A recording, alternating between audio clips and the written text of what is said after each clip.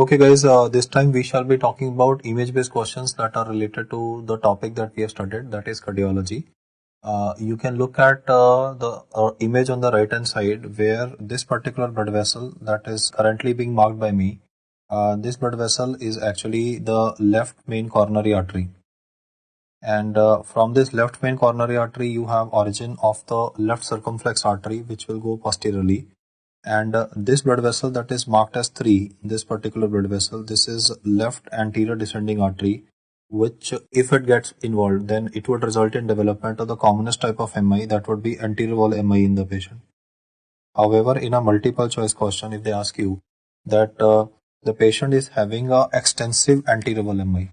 Now, if you read the word extensive anterior wall MI, then in extensive anterior wall MI, the blood vessel that is involved happens to be the left main coronary artery of the patient. So do take care of the fact that whether it is given anterior wall or it is extensive anterior wall, because extensive anterior wall MI would be left main coronary artery.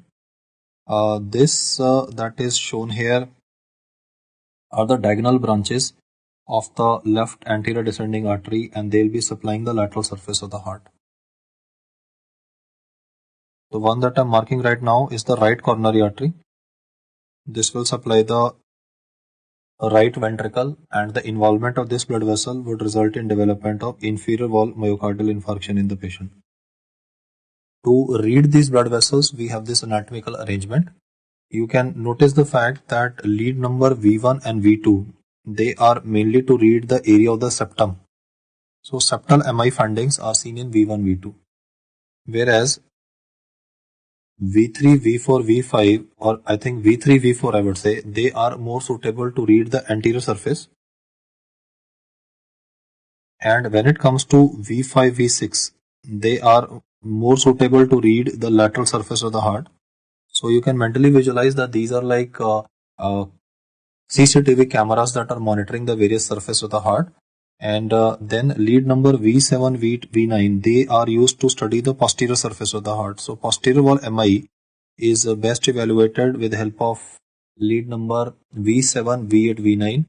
Lateral wall is V5, V6, anterior is V1 to V4 because septum is also anterior, and specifically septal is V1, V2. And how do you identify inferior wall MI? For inferior wall myocardial infarction, I can squeeze in the data here only. For inferior wall MI, the leads that are suitable are lead number 2, lead number 3, and lead number AVF.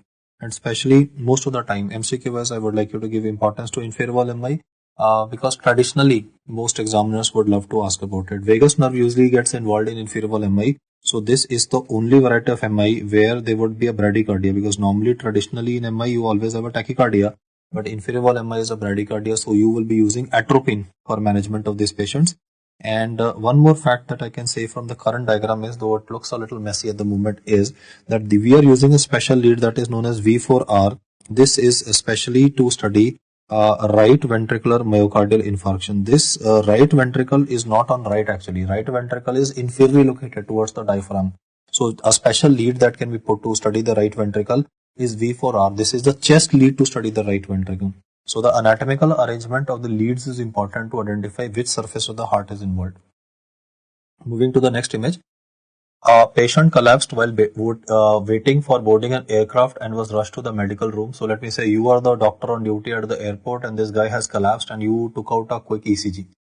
Now, if you look at the ECG of the patient, you will first notice the fact that in this patient, if you calculate the heart rate, you can see that the number of squares, large squares, which are present between the two R and the R waves are about 3 large squares. Mathematically speaking, if it is 3 large squares separating R and the R waves, then the heart rate of the patient would be something close to 100 per minute. Once you have looked at the heart rate of the patient, you will calculate the axis.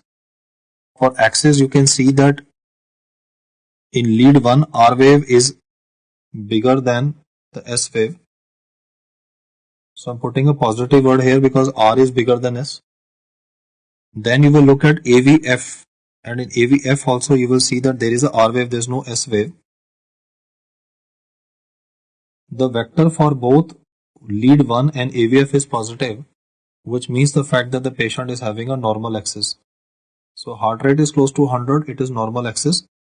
Then we can look at the P wave in any one of the chest leads of the patient, and if you look at the P wave of the patient looks pretty decent in a sense that this would be about 120 milliseconds or lesser. Even the PR interval looks okay, and the QRS complex duration is also normal.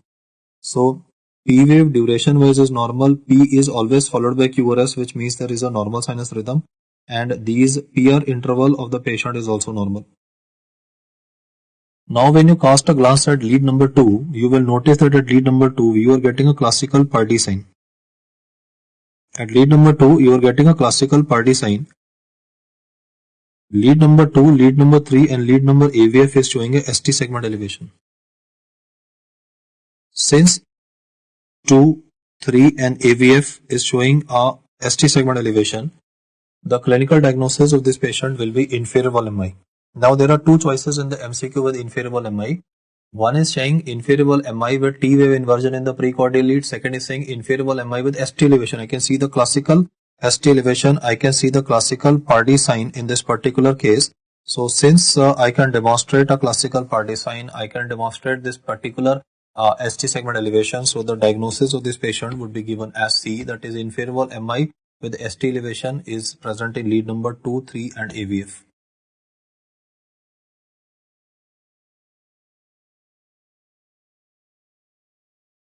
A particular type of MI that is being frequently asked in the exam is inferior wall MI, which is due to blockage of the right coronary artery. Points to be remembered for inferior wall MI is that because vagus nerve is involved in this particular MI, this is the only type of MI where you will be encountering vomiting in a patient, because vagus activation will cause reverse peristalsis and will cause vomiting. Second, in inferior wall MI, there will be vagus activation causing a bradycardia, causing a hypotension. In this patient, since there is a right ventricular failure, pulmonary edema will not be encountered in these patients. Traditionally in anterior wall MI, you always have a crepitation in the chest, but in this case there would be no pulmonary edema. The best way to identify this MI is to look at values in lead 2, lead 3 and AVF, and you should have is a significant ST segment elevation. The magnitude of ST elevation should be more than 2 mm in males and should be more than 1.5 mm for females. Also remember the fact that whenever we are admitting a patient with acute coronary syndrome, we give 4 things: morphine, oxygen, aspirin and nitrates. Remember the fact that nitrates are contraindicated in hypotension, so you should not give nitrates if the blood pressure on admission is less than 80, and nitrates are contraindicated in inferior wall MI. On admission, in all cases of MI, a beta blocker is given by the name of metoprolol. Metoprolol is also contraindicated in inferior wall myocardial infarction since there is a bradycardia. Then they asked, what will you give for management of bradycardia of the patient? So for management of the bradycardia, you will be giving atropine. And for management of unrecordable BP in the patient, if it is given unrecordable, you need to increase it to recordable. You will be giving IV fluids to the patient. In traditional MI, you do not give IV fluids to the patient, but in this case, inferior wall MI, IV fluids should be given. So these are points for inferior wall MI that you should be remembering. Moving to the next question, a 65-year-old diabetic presents with extensive sweating and dizziness. The ECG is shown below. What is the diagnosis? If you look at the leads in the patient, especially right away, if you look at lead number 1, you will notice a very peculiar configuration in lead number 1. If I have to calculate the heart rate of this patient, let's just try to calculate the heart rate. I am able to count 1, 2, 3, 4 large squares separating the R and the R waves. So if it is 4 large squares separating the R and the R waves, the heart rate of this patient is close to 75 per minute. If I have to calculate the axis of the patient, you will have to look at the vector for lead 1, where you will subtract the number of small squares of S from R, and this would be positive for lead 1.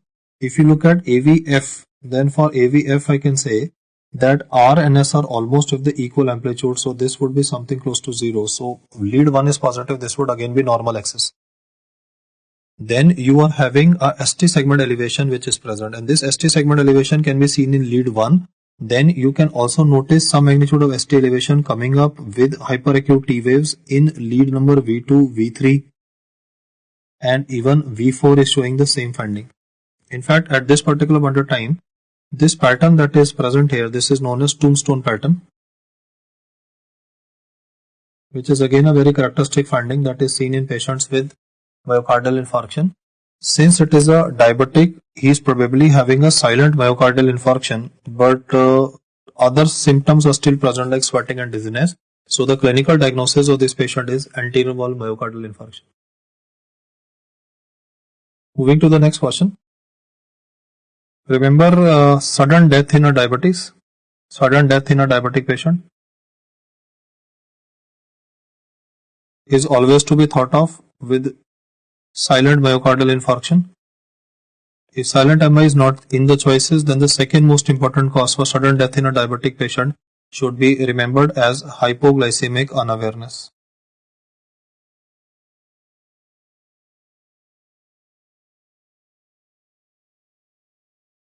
Moving on to the next question. You can just follow the tracings here. For myocardial infarction, it would always be a ST segment that will be convex upwards, as you can see on the right hand side. But in this one, if I trace it before you, you can see a concavity. So this concavity is the one which is indicative of diagnosis of acute pericarditis. So both the findings which are mentioned simultaneously are those of ST elevation of pericarditis versus that of Pardee sign. Causes of ST segment elevation are electrolytes. Electrolytes would mean like hyperkalemia. L would stand for left bundle branch block. E would stand for early repolarization variant.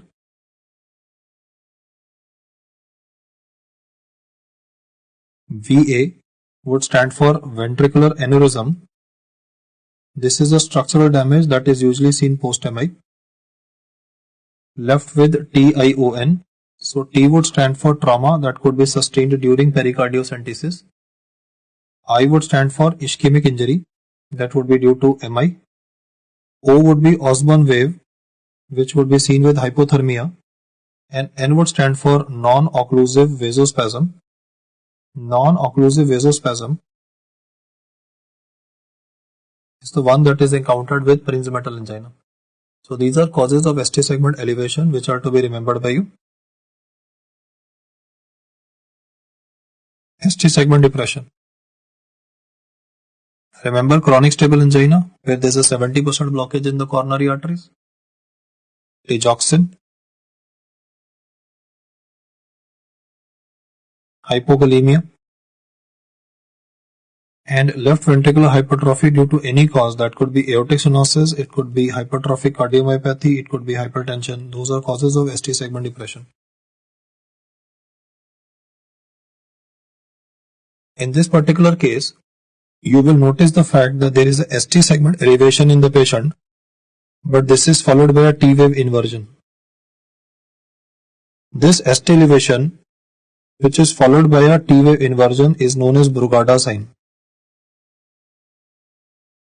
Brugada sign is seen in Brugada syndrome, which is a channelopathy. It is a sodium channel defect and it can contribute to development of sudden cardiac death. Second is hockey stick sign. This hockey stick sign is seen with digoxin.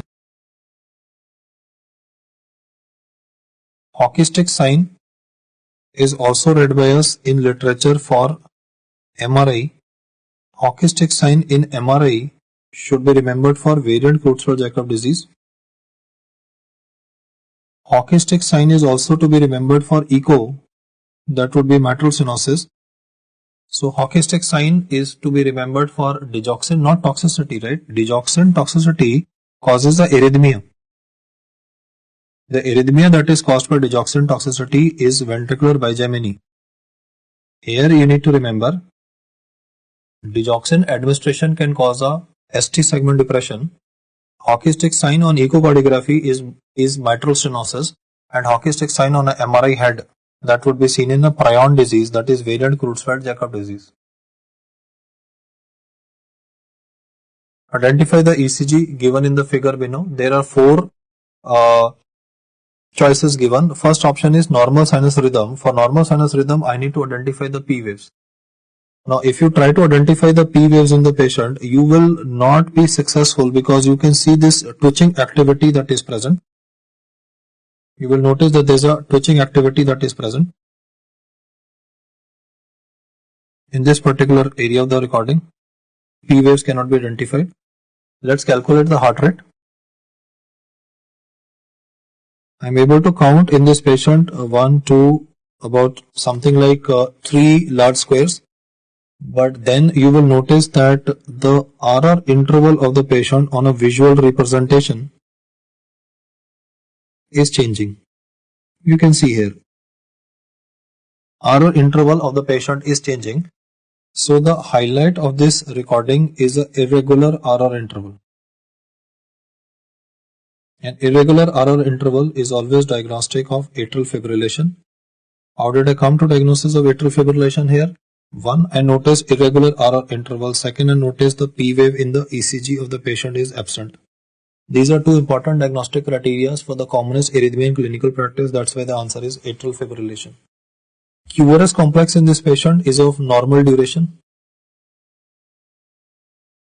QRS complex is usually normal to reduced in patients who are having atrial fibrillation. So even that is fine by me, because QRS complex is broad complex in ventricular tachycardia. So I am ruling out any possibility of VT in this patient because there is no broad complex QRS. I would suggest you that in the exam you should calculate the RR interval at least more than once, at least thrice. Especially the lead that is recommended is lead 2 or even lead V5 if it is given. And therefore if you are going to evaluate the RR interval, you would be in a position to identify atrial fibrillation. Otherwise it's like hunting for a needle in a haystack. The most common arrhythmia in clinical practice is atrial fibrillation.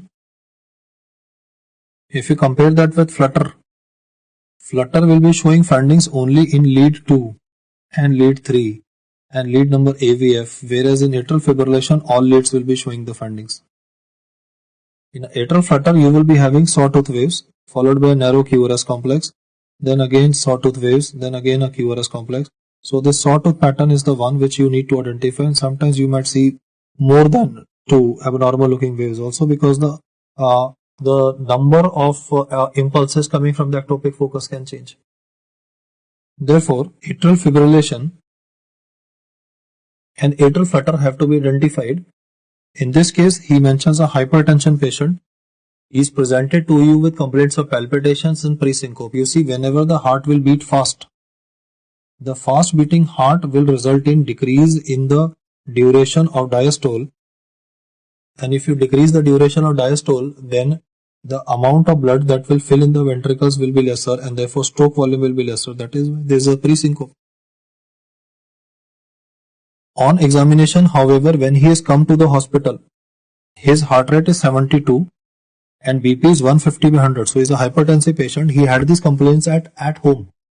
Now when you are evaluating this patient, you are noticing the fact that in the ECG of the patient, you can see this characteristic sawtooth wave pattern which is present in lead 2, which is present in lead 3 and is also present in AVF, but it is difficult to identify this kind of a pattern with respect to the remaining leads.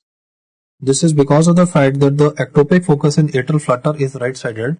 The ectopic focus in atrial flutter is present in the cavo-tricuspid isthmus, which is the reason why when it comes to I would say atrial flutter, the findings are seen exclusively in 3 leads only.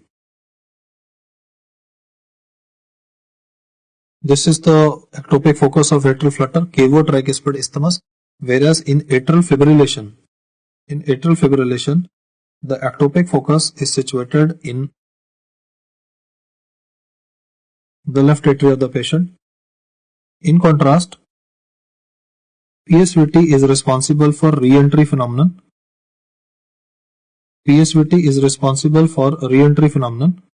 So this re-entry phenomenon occurs around the AV node of the patient. So the blue is the representation for re-entry phenomenon that is seen with respect to PSVT, paroxysmal supraventricular tachycardia. In patients who are having VT, the ectopic focus will be in the ventricles of the patient, and it will not travel via the traditional fibers. It will rather have an intermyocyte conduction.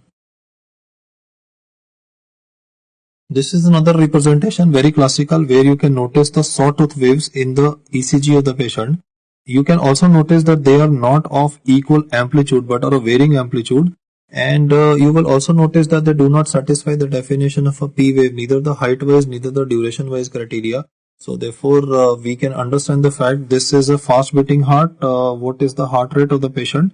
So we can just select like two large squares here, and you can see that if two large squares are separating the R and the R interval is two large squares, then the heart rate of the patient would be something like 150 per minute.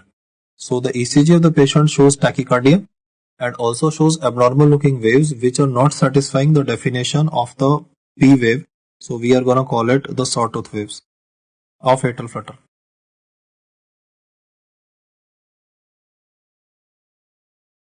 A patient becomes pulseless and his BP crashes after myocardial infarction. After myocardial infarction, which means that hypoxia would be the cause. One of the causes why BP can crash after MI is ventricular fibrillation. Second is ventricular tachycardia. In this particular ECG, you can see broad complex QRS.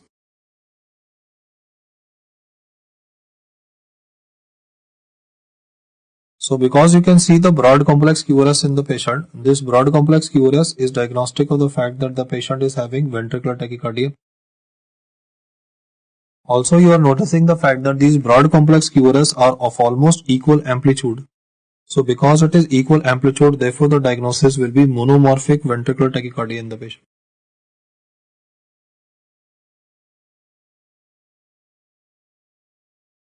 Remember the fact that if the question is asked as patient is having stable ventricular tachycardia and what is the drug of choice, then the answer for management of this patient is intravenous amiodarone.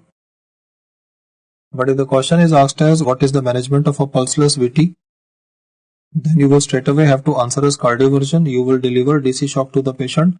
That would be 200 joules biphasic.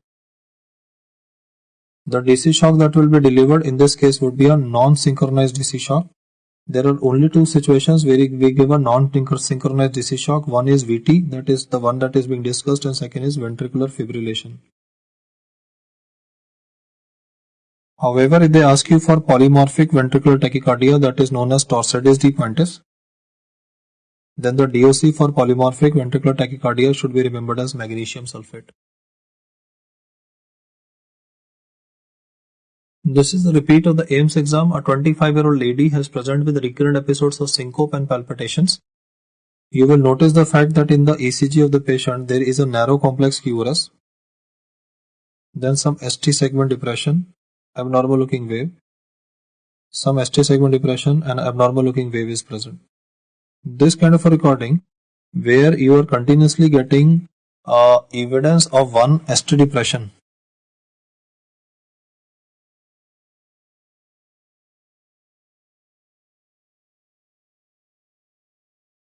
and second you are having hidden P waves. I'm calling it a hidden P wave because you can see that there is merging of the P and the T waves, and there is also narrow complex QRS. These three features are always diagnostic of paroxysmal supraventricular tachycardia.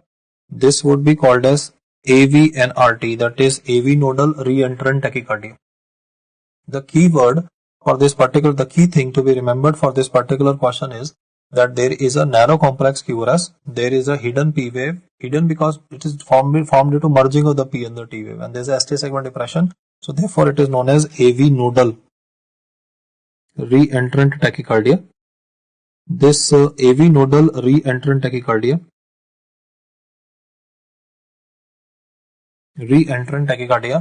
is due to circus movement of current around the AV node of the patient. The first line management for this would be to go in for carotid sinus massage.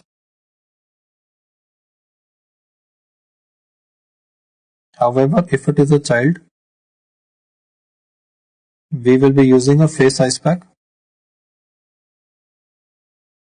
The drug of choice for management is adenosine. You will give a 6 mg or a 12 mg push. The biggest side effect of giving adenosine to the patient would be a development of bronchospasm in the patient. If the question is asked as how do you prevent a PSVT episode, then the answer is obviously not going to be given as adenosine, but the answer would be given as verapamil for the patient.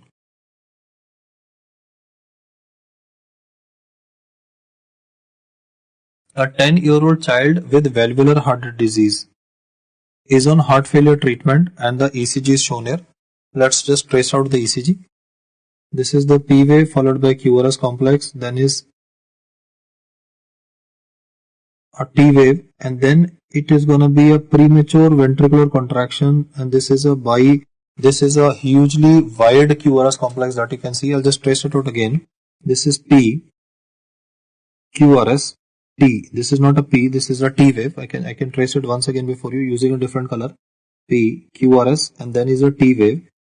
And then after that, what you are noticing is that the patient is having, this is a broad QRS complex that he is having. This is a broad QRS complex,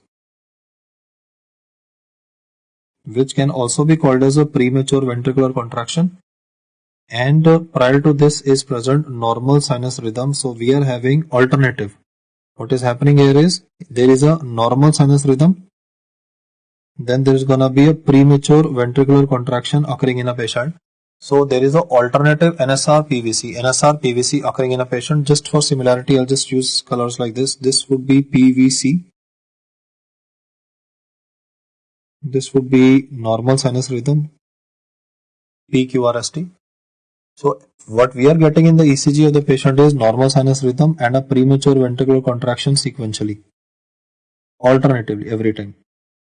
So this would be called as ventricular bigeminy. Ventricular bigeminy is the commonest arrhythmia of digoxin toxicity because it mentioned valvular heart disease. So therefore you can understand the question would have been on digoxin. The most common arrhythmia with digoxin toxicity should be remembered as VB, ventricular bigeminy. The drug of choice for ventricular bigeminy should be answered as lignocaine.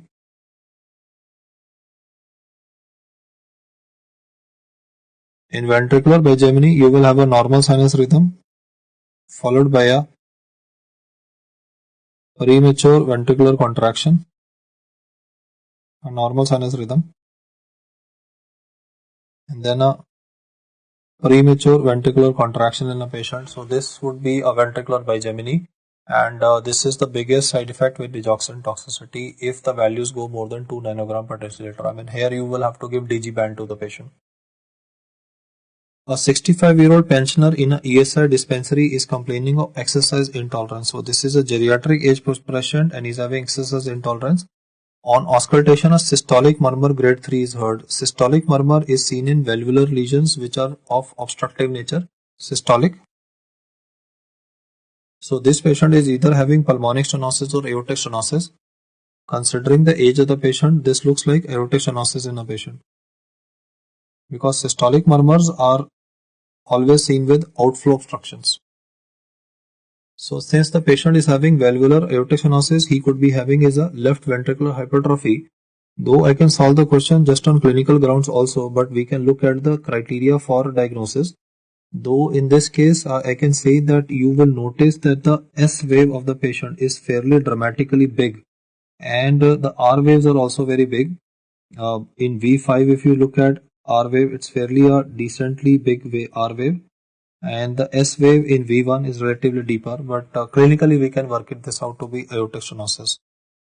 Remember the fact that voltage criteria for left ventricular hypertrophy is that the depth of the S wave in V1 and the height of the R wave in V5, they should be more than 35 millimeter. Now there definitely can be a bias, because if you go through the previous recordings, like I have mentioned here before you, they sometimes what happens is that the recordings might not be very diagnostic. Though in this patient there is a relatively deep S wave in lead number V1, since in the image there is overlapping in between V1 and V2, it is little difficult to appreciate the deep S wave present here. It's little difficult to appreciate the deep S wave present here, but this is a substantially deep S wave in V1 and a pretty tall R wave as compared to V6. You see, normally I can put it like this: R wave is taller in V6 as compared to V5. Here it is taller, and V4 again it's just spiraling out of control. So this is diagnostic of left ventricular hypertrophy. A 65-year-old man complains with crushing chest pain for 2 hours, and on examination BP is 80/60, GVP is elevated.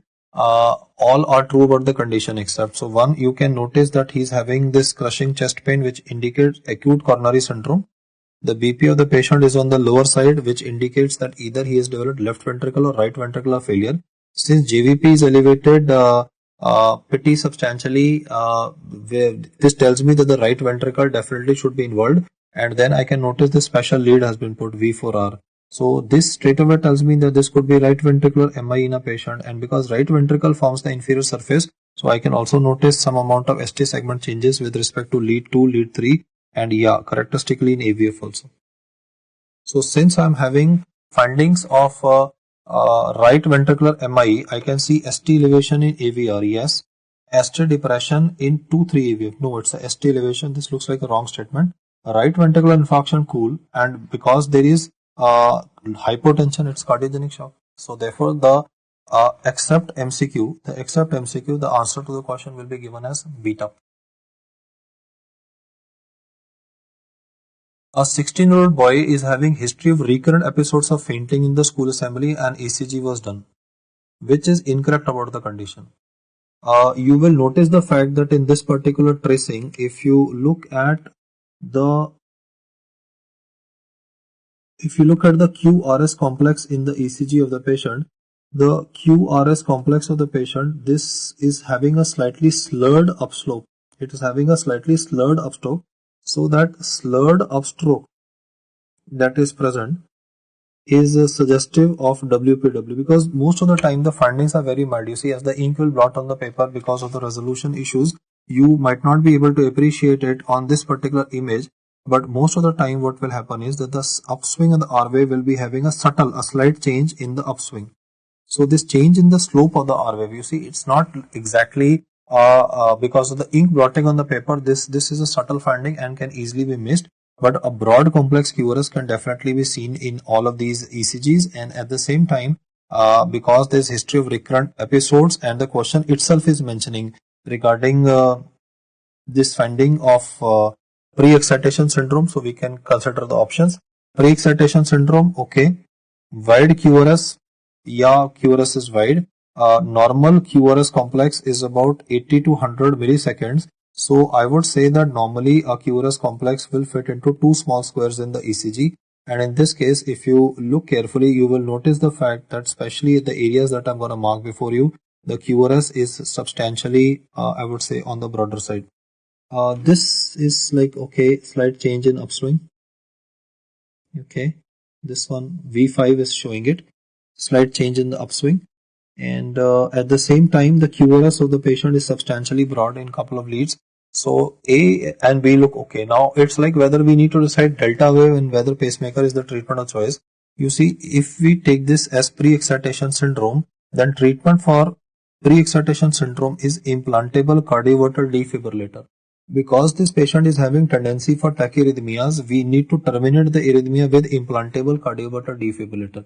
Pacemaker, it is used for bradyarrhythmias. It is used for heart block, and this ECG is not a heart block. This ECG is showing WPW, or it is showing any pre-excitation syndrome, because there are two of them, right? Lown-Ganong-Levine syndrome, that will not be having a delta wave. So there's a possibility that this could be Lown-Ganong-Levine syndrome.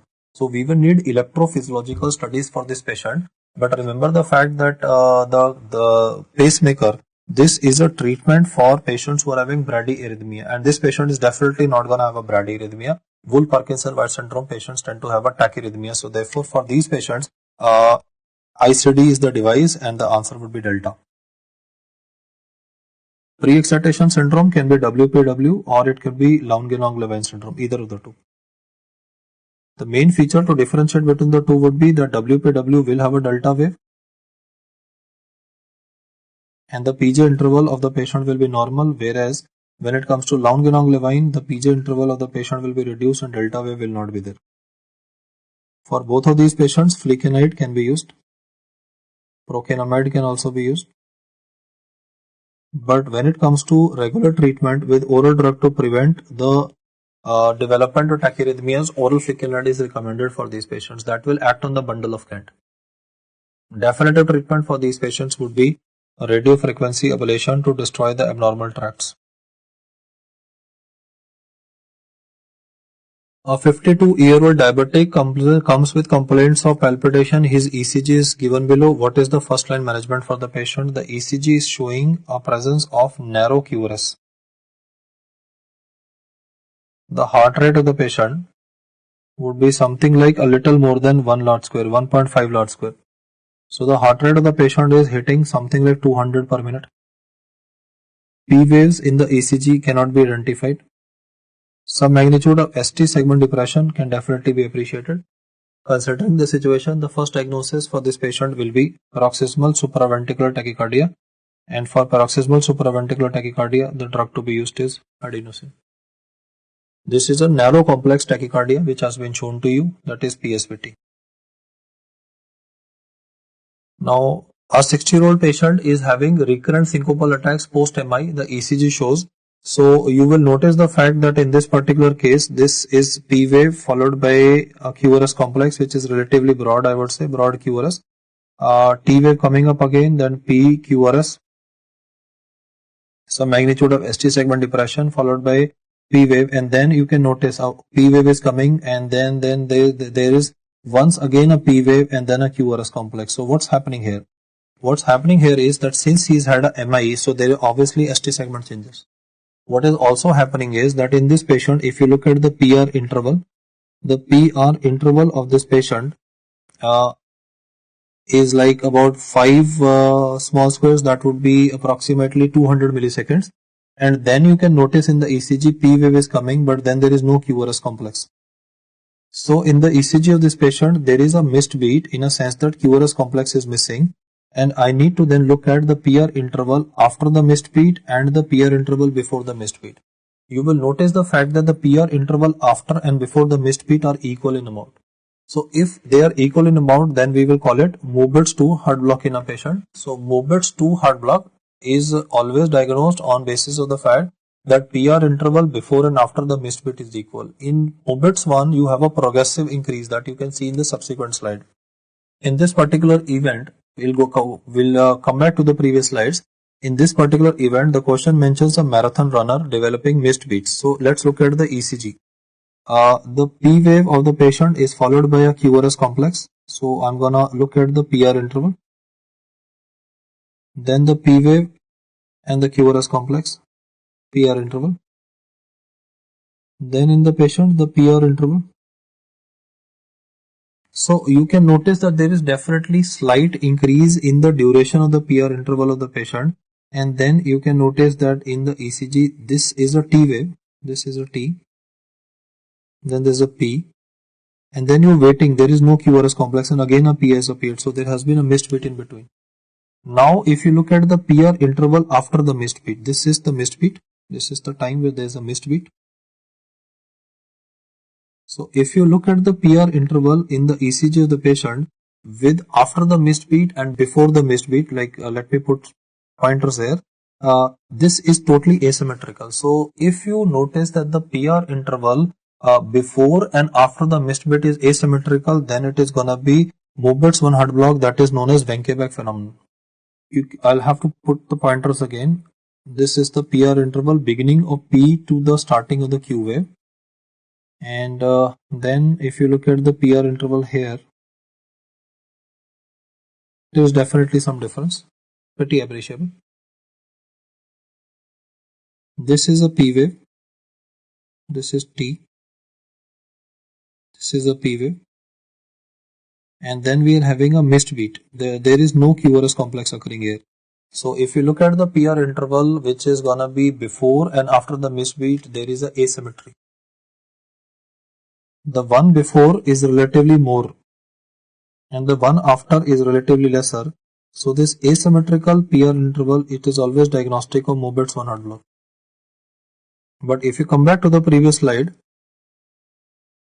you will notice the fact that in this particular recording, what is happening is that this was P, then there's a missed beat. If you look at the PR interval after, and you look at the PR interval before, they are almost identical. So because the PR interval before and after is identical, therefore it is gonna be Moberts-Stewart block in a patient. Canon A waves. Canon A waves are read by you in two topics, VT, and second Canon A waves are seen by you in third degree heart block. Well, one thing is very clear, this ECG is not that of VT, so it must be a third degree heart block. So the question is giving you a right diagnosis right away. And then you will also notice that if you look at the RR interval of this patient, and then if you look at the PP interval of the patient, it is not equal. This is the RR interval. This is the PP interval. PP and RR interval should always be equal. But if PP and RR intervals are unequal PP and RR interval is always diagnostic of third degree heart block. So answer to this question will be given as C.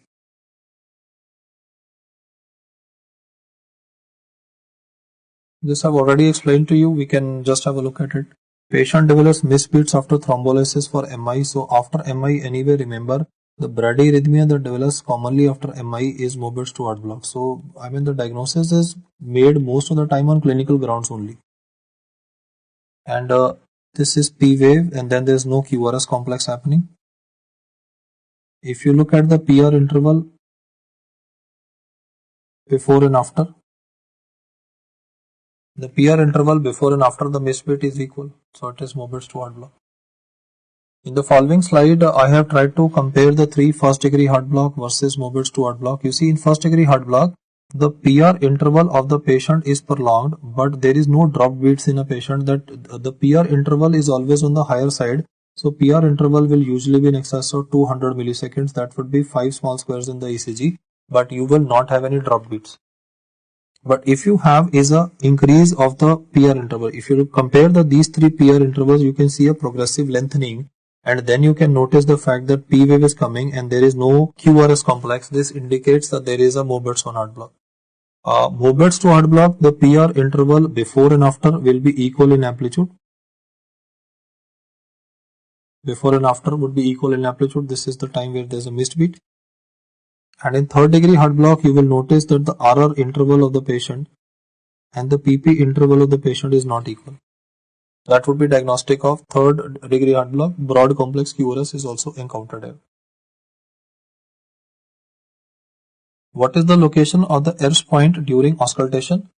Erb's point is for evaluating splitting of the second heart sound. And splitting of the second heart sound is best heard in this area. That would be part number C of the discussion. That would be left side third intercostal space. Now answer would be C. Third intercostal space, left parasternal line in the patient. Second heart sound in a MCQ can be asked as either wide split or narrow split.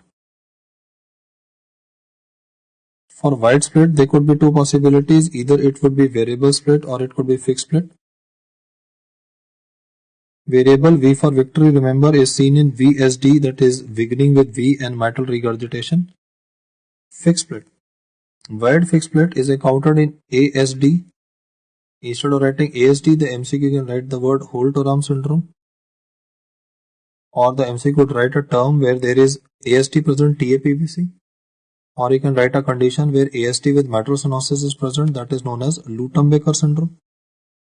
Or he can write the word pulmonary embolism. Whereas narrow split second heart sound is a condition that is always encountered with respect to valvular aortic stenosis, hypertrophic cardiomyopathy and left ventricular failure. For left ventricular failure, he might write the term beriberi. For left ventricular failure, he might write the word severe anemia. The concept is that whenever you are having any obstruction or failure of the left side of the heart, blood will take longer time to go out, so aortic valve will close late, and if aortic valve closes late, there is a narrow split second heart sound. So remember the data for the wide split second, V variable, VSD pretty straightforward, ASD fixed everybody knows. So I would like you to remember the inferior data, Holt-Oram, Luton-Baker and TAPVC with pulmonary embolism, and for narrow split it is obstructive events or failure of the left side of the heart. An athlete collapsed suddenly during exercise and died. The postmortem shows the following image. One, you can notice very significant asymmetrical. There is a very significant asymmetrical hypertrophy of the septum. This area, this is the septum area, it is hypertrophic. Then the cavity of the left ventricle. This is banana shaped cavity of the left ventricle. There is a hypertrophy of the free wall of the heart. Now, why this is not aortic stenosis? Why it is not aortic stenosis with left ventricular hypertrophy? Because aortic stenosis with left ventricular hypertrophy will not have a septal involvement. Septal involvement is not seen in valvular aortic stenosis. Septal involvement is always a feature of HOCM, asymmetrical septal hypertrophy. Why the answer is not mitral stenosis? Because mitral stenosis will cause right ventricular enlargement. In this image shows left ventricular enlargement. Right ventricle is here. That looks pretty decent. Mitral regurgitation, well, why is not the answer? Because mitral regurgitation will cause left ventricular failure, not hypertrophy. So one, the question is mentioning about an athlete dying suddenly, so we are thinking in terms of a hypertrophied heart. And out of the two options, A and D, the correct option is HOCM, which is primarily because of the fact that there is an asymmetrical septal hypertrophy in the patient and a banana-shaped cavity of the left ventricle. Drug of choice for management hypertrophic obstructive cardiomyopathy is propranolol. To prevent the chances of sudden cardiac death, implantable cardioverter defibrillator should be used. The treatment of choice for management of these patients would be to go in for alcohol-based septal ablation, which will help in quick management of these patients. This is one medical condition where nitroglycerin is contraindicated.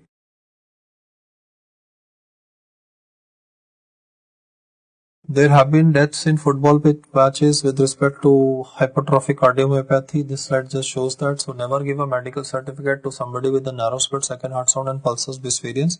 Pulsus bisvariance is an auscultatory finding of hypertrophic cardiomyopathy, and sudden death can definitely occur. There have been instances even in international games. You can see the Argentina jersey behind.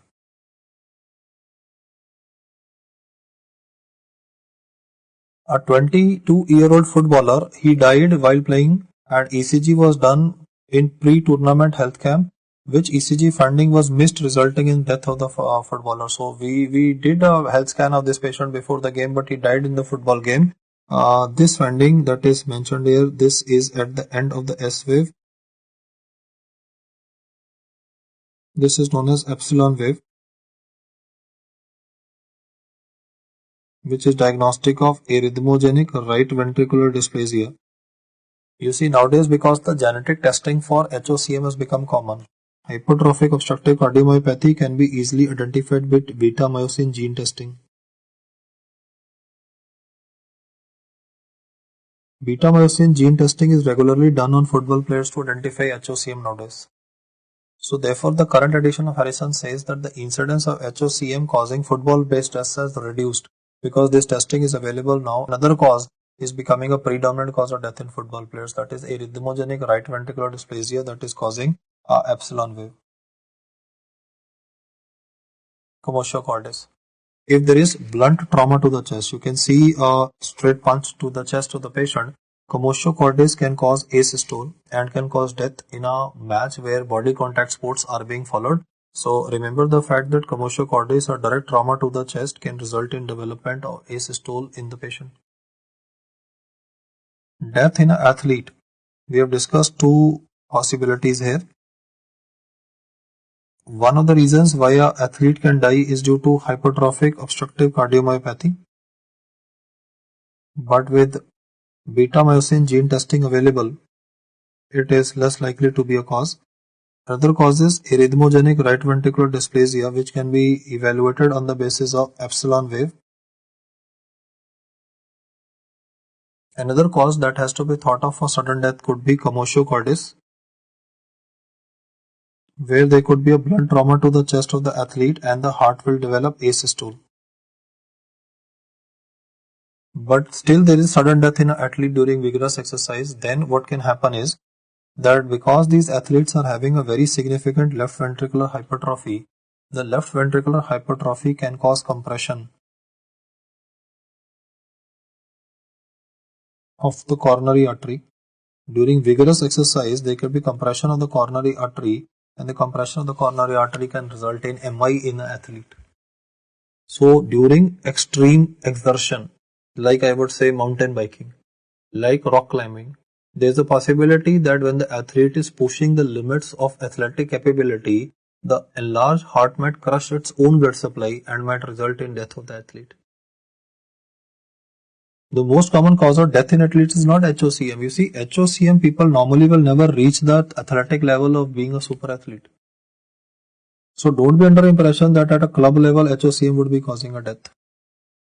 The following diagrams here represent chamber enlargement. If you look at the diagrams here, you would be getting a better orientation with respect to the fact that the right heart border, if this is the image, you can just look at it.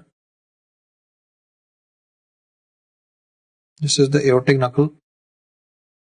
This would be the right atria of the patient, the superior vena cava and the inferior vena cava. This would be the aortic knuckle. Then would be the main pulmonary artery. Then is the left atrial appendage, and then is the left ventricle. Left atria is situated posteriorly and does not form the left heart border. And the right ventricle is not on the right but is inferiorly located. Right ventricle does not form the right heart border.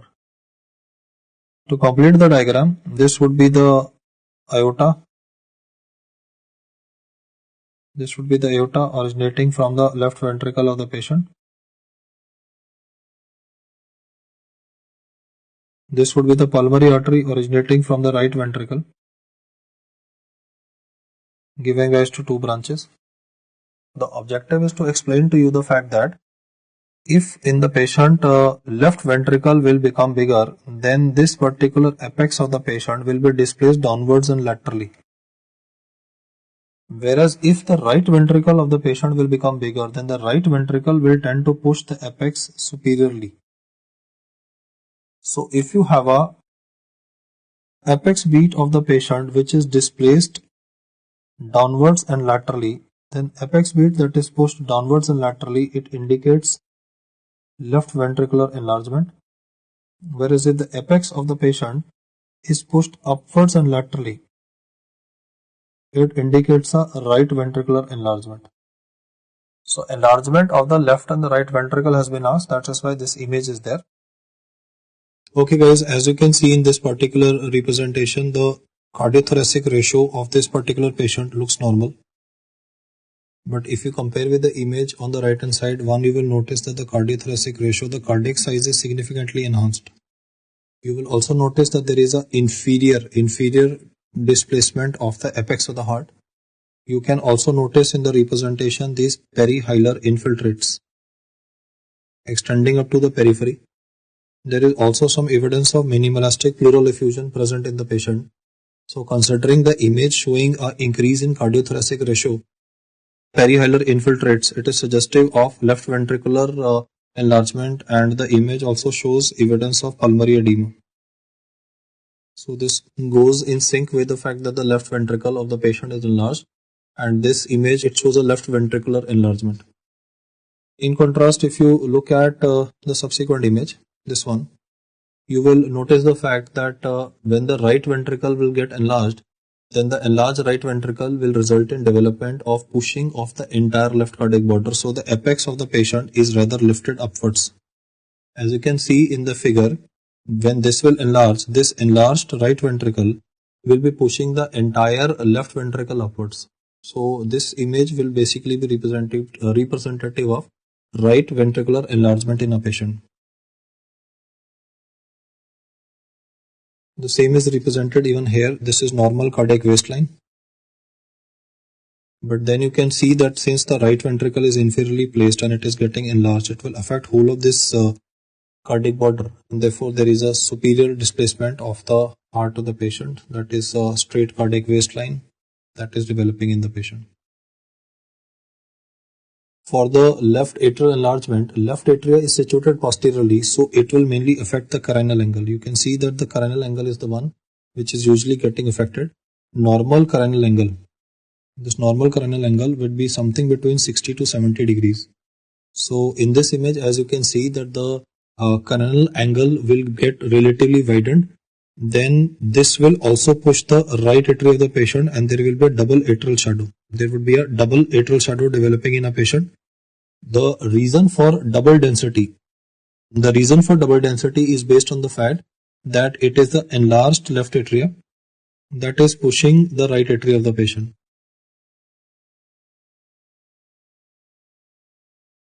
This is normal cranial angle, as mentioned here, 60 to 70 degree.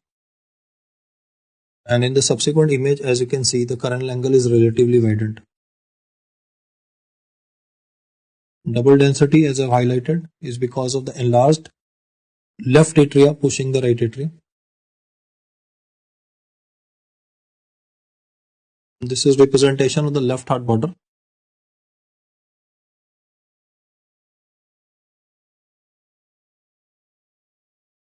Right atrial enlargement.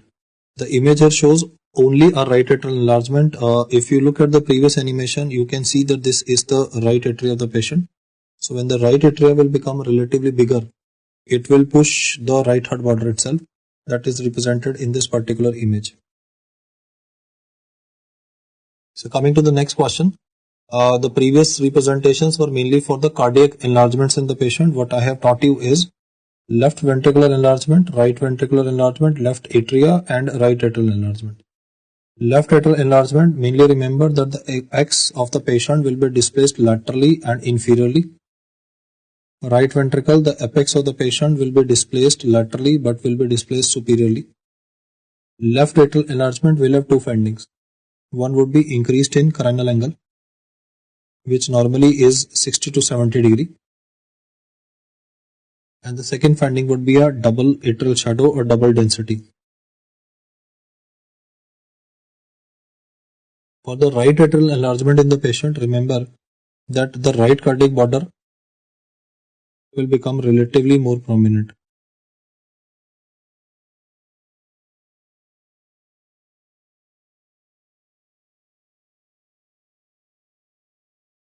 Coming to the next question, a short stature female presents with history of wearing socks in the summer season, and physical examination of her shows icy cold toes with cyanosis. When I say this fact that she's having icy cold toes with cyanosis, I mean that she's having peripheral cyanosis, and then she's also short stature. Then if I look at the X-ray, I will be able to notice specifically the notching of the lower border of the ribs. This inferior notching of the ribs is the key in the question. Inferior notching of the ribs is a characteristic feature that is seen in coarctation of aorta. You see, short stature probably implies that this patient is suffering from Turner syndrome. In patients who are having coarctation of aorta, there will always be a development of decreased blood supply to legs. This decreased blood supply to the legs of the patient and decreased blood supply to the toes of the patient will explain the fact that the patient is wearing socks in the summer and there is icy cold toes with cyanosis. The cyanosis is a peripheral cyanosis. Why answer is not hyperparathyroidism? Because in hyperparathyroidism you would be having rather symptoms of abdominal pain, you would be having metastatic calcification, and most importantly you would be having notching of both superior and the inferior border of the ribs. Neurofibromatosis 1 or neurofibromatosis 2, they will always be having findings of cafe-au-lait macules, which is not given in this question, axillary fleckling. There could be a presentation of optic glioma present in the patient. So none of the neurological features are present. Multiple myeloma, well, unlikely in a female with, okay, the age is not given. So multiple myeloma presents with lytic lesions that are more common in the vertebra, then in the pelvis, and then in the skull of the patient. So here we are not having any lytic lesions, but it is inferior notching of the ribs. So pretty straightforward a question. The answer would be given as coarctation of aorta. I would also like to say the fact that if this is the representation of the ribs, this is another rib. Just inferior to the rib would be the blood vessel by the name of intercostal artery. This intercostal artery will function like a collateral, and what will happen is that when this artery will get dilated and tortuous, then the pulsations of the artery will start damaging the lower border of the rib. In representational purposes, what I have shown is that this is the representation of the intercostal artery. In patients who are having coarctation of aorta, the intercostal artery will become dilated and tortuous. So because the intercostal artery will become dilated and tortuous, the pulsations of the intercostal artery will cause damage to the lower border of the rib, which is responsible for what we read as inferior notching of the ribs. This will always help in diagnosis of coarctation of aorta, which will result in development of hypertension. Chest X-ray was done for a 15-year-old boy with a low cardiac output. What is incorrect about the patient? If you look at this X-ray, one, you will notice that there is a straightening of the left cardiac border. Straightening of the left cardiac border is a feature that is encountered in mitral stenosis, especially low cardiac output, and then mentioning the age of the patient. This suggests that there could be a rheumatic etiology behind development of this mitral stenosis developing in a patient. First option is reverse split S1. You see, in mitral stenosis, as the opening will become relatively smaller, the blood will take more time to go across. So transit of blood in patients of mitral stenosis from the left atria to the left ventricle, because the opening is smaller, so transit of blood will take always extra time. And if transit of blood will take extra time, therefore the mitral valve of the patient will close relatively late. And when the mitral valve of the patient will close late, then the significance of mitral valve closing late will be that suppose we represent first ultrasound as M1T1. This is mitral valve closure and this is tricuspid valve closure. Because in this patient mitral valve will close late, so I'm shifting this dotted line slightly to right, and this will represent the fact that the gap between the two will become less, and if the patient will have progressive lesion, then mitral valve will close so late that both might be starting to close at the same time and we will have a single S1. And if in a patient the lesion is progressive, then we might even have a situation where the mitral valve might close so late that it will close after the tricuspid valve. You can see in this representation, I have first tried to show that the mitral stenosis patient could be having is a presence of narrow split first ultrasound. Then the mitral valve will close so late that there will be a single S1, and then there could be a possibility that patient could be having a reverse split first ultrasound, that is T1M1, which is tricuspid valve will close on time, but mitral valve is closing so late that it is closing after the tricuspid valve. So first statement looks decent, okay. Straightening of the left heart border, very visible on X-ray. Carey-Coombs murmur is a characteristic murmur of rheumatic etiology. Siegel murmur, well, that's a murmur that is seen with mild aortic regurgitation. So because the question is saying incorrect, therefore the answer to question number 22 is delta, that is Siegel murmur. The image here shows straightening of the left heart border. Double density is not very visible, trachea central in this patient. The image is primarily trying to highlight the, I would say like this, that the image is trying to highlight that normally in the left cardiac border we have is this curvature, which is that aortic knuckle is convex, but the next area after the aortic knuckle, this particular area is concave. This is the main pulmonary artery area. And what happens in patients of mitral stenosis is that there is fullness in the area of the pulmonary artery. And because there is fullness in the area of the pulmonary artery as well as of the left atrial appendage, so what I can do is that I can draw a line which is passing straight through all of these. So why are you having a straightening of the left heart border? That's what I'm trying to explain to you.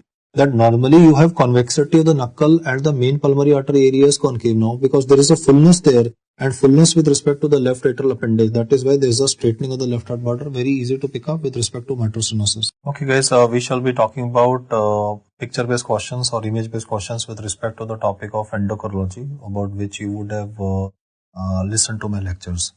Now if you look at the first figure, the question says all are true about the condition shown except. So one, in this particular picture you can notice the fact that the image is trying to show you regarding presence of Cushingoid appearance of the patient.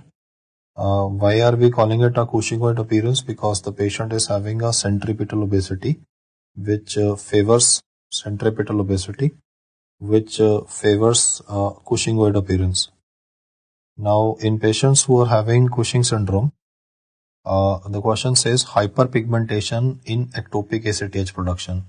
Ectopic ACTH implies oat cell cancer, and because ACTH will have partial MSH-like activity, so therefore there will definitely be a hyperpigmentation that would be seen in patients who are having ectopic ACTH production.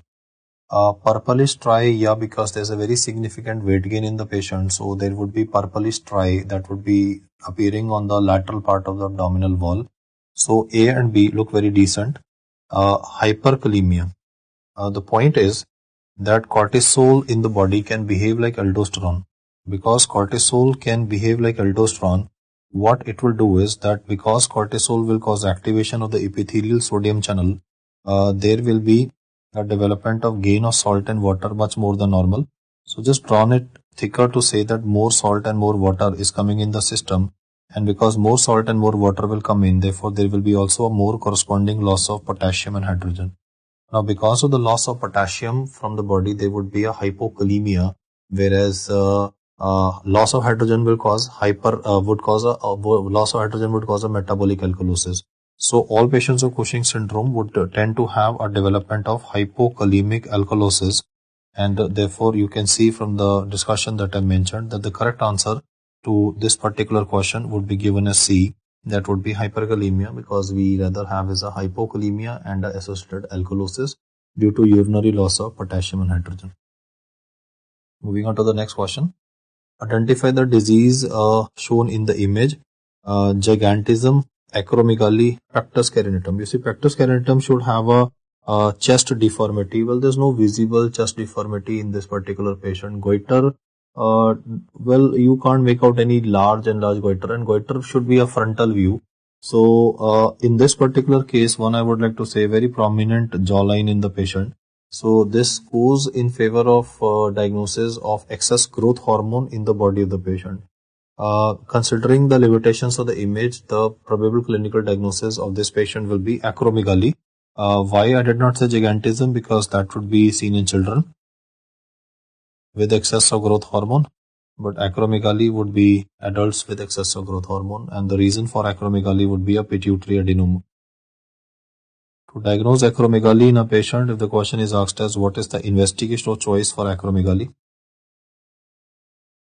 screening test for these patients is insulin-like growth factor 1 levels, IGF-1 levels. But the investigation of choice for these patients would be answered by you as glucose challenge test. Normally, glucose can suppress growth hormone production, but here you will be having failure to suppress growth hormone production. For treatment of these patients, the ideal method is to treat and go in for transsphenoidal surgery. Transsphenoidal surgery will help in treatment of pituitary adenoma, which in these patients, if more than 10 mm, can even cause a visual deficit in the form of bitemporal hemianopia. However, if there is a recurrence of the tumor in acromegaly, then the drug that is used if there is a recurrence of symptoms in patients of acromegaly should be answered by you as pegvisomant. If you read the name pegvisomant, somant, you see somatic growth. So pegvisomant is gonna be neutralizing the effect of the growth hormone. It is a growth hormone receptor blocker. It will neutralize the effect of growth hormone on the tissues of the patient. And in a recent AIIMS MCQ in acromegaly, they had given an image of the hands of the patient. The fingers were very broad and thick, so spade-like hands. Spade-like hands is a feature that is seen in patients of acromegaly. This is because the peripheral parts of the tissue tend to become relatively bigger. So answer to this question, answer is beta, Bombay.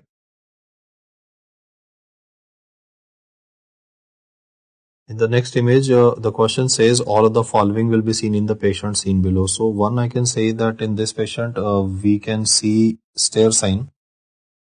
Why I'm calling it stare sign? Because in this girl, you can see the white of the eye above the sclera. You can see prominent eyeballs. I cannot comment on the proptosis part by this image because proptosis you need to look at the lateral part. But what I can clearly see is a stare sign because you can see that the upper part of the cornea is visible in this patient. Now question says all of the following will be seen except myxedema. Myxedema, which is seen in Graves' disease, is a pretibial myxedema. So choice A is okay. Dalrymple sign, yes, we do have Dalrymple sign present in these patients. Moist warm hands, yeah, because of sympathomimetic activity. Sweaty palms, sweaty feet can be seen. but constipation is a feature that is seen in patients having hypothyroidism. So the correct answer to this question will be delta. Constipation is a feature of hypothyroidism and not of thyrotoxicosis. A patient presents with hypertension and hypokalemia. A CT abdomen was performed. What is the diagnosis? First is pheochromocytoma. Pheochromocytoma is a tumor that will originate from the adrenal medulla of the patient. This is the representation for the kidney. Superiorly, you can see the liver, but this lesion is above the pole of the kidney. This is the lesion. It is above the pole of the kidney. So this looks like a lesion present in the adrenal gland. Now he says there is presence of hypertension with hypokalemia, and what is the diagnosis? Pheochromocytoma will present with hypertension, but electrolyte imbalances are not seen. In Conn syndrome, we have hypertension and urinary loss of potassium, so there is a hypokalemia. But hypertension is seen also in patients with hypokalemia and Liddle syndrome. Now the difference between the two is that in Conn syndrome, there is a tumor causing excess of aldosterone. So once the values of aldosterone in the body will skyrocket, you would have hypertension with hypokalemia. In Liddle syndrome, it is a receptor defect. So since receptor defect will not exhibit any tumor, so Liddle is ruled out. Secondary hyperaldosteronism is like causes of secondary can be like heart failure, or it can be cirrhosis of the liver. The liver looks good size in this case. Then nephrotic syndrome can be a cause of secondary hyperaldosteronism. So considering all the options that are mentioned here, well, A and D are straightforward ruled out. Left behind is Conn and Liddle syndrome, and because there's a tumor visible on the CT scan, so the answer to this question is beta Conn syndrome. Conn syndrome is due to adrenal adenoma. Investigational choice for diagnosis of Conn syndrome would be answered by US salt loading test.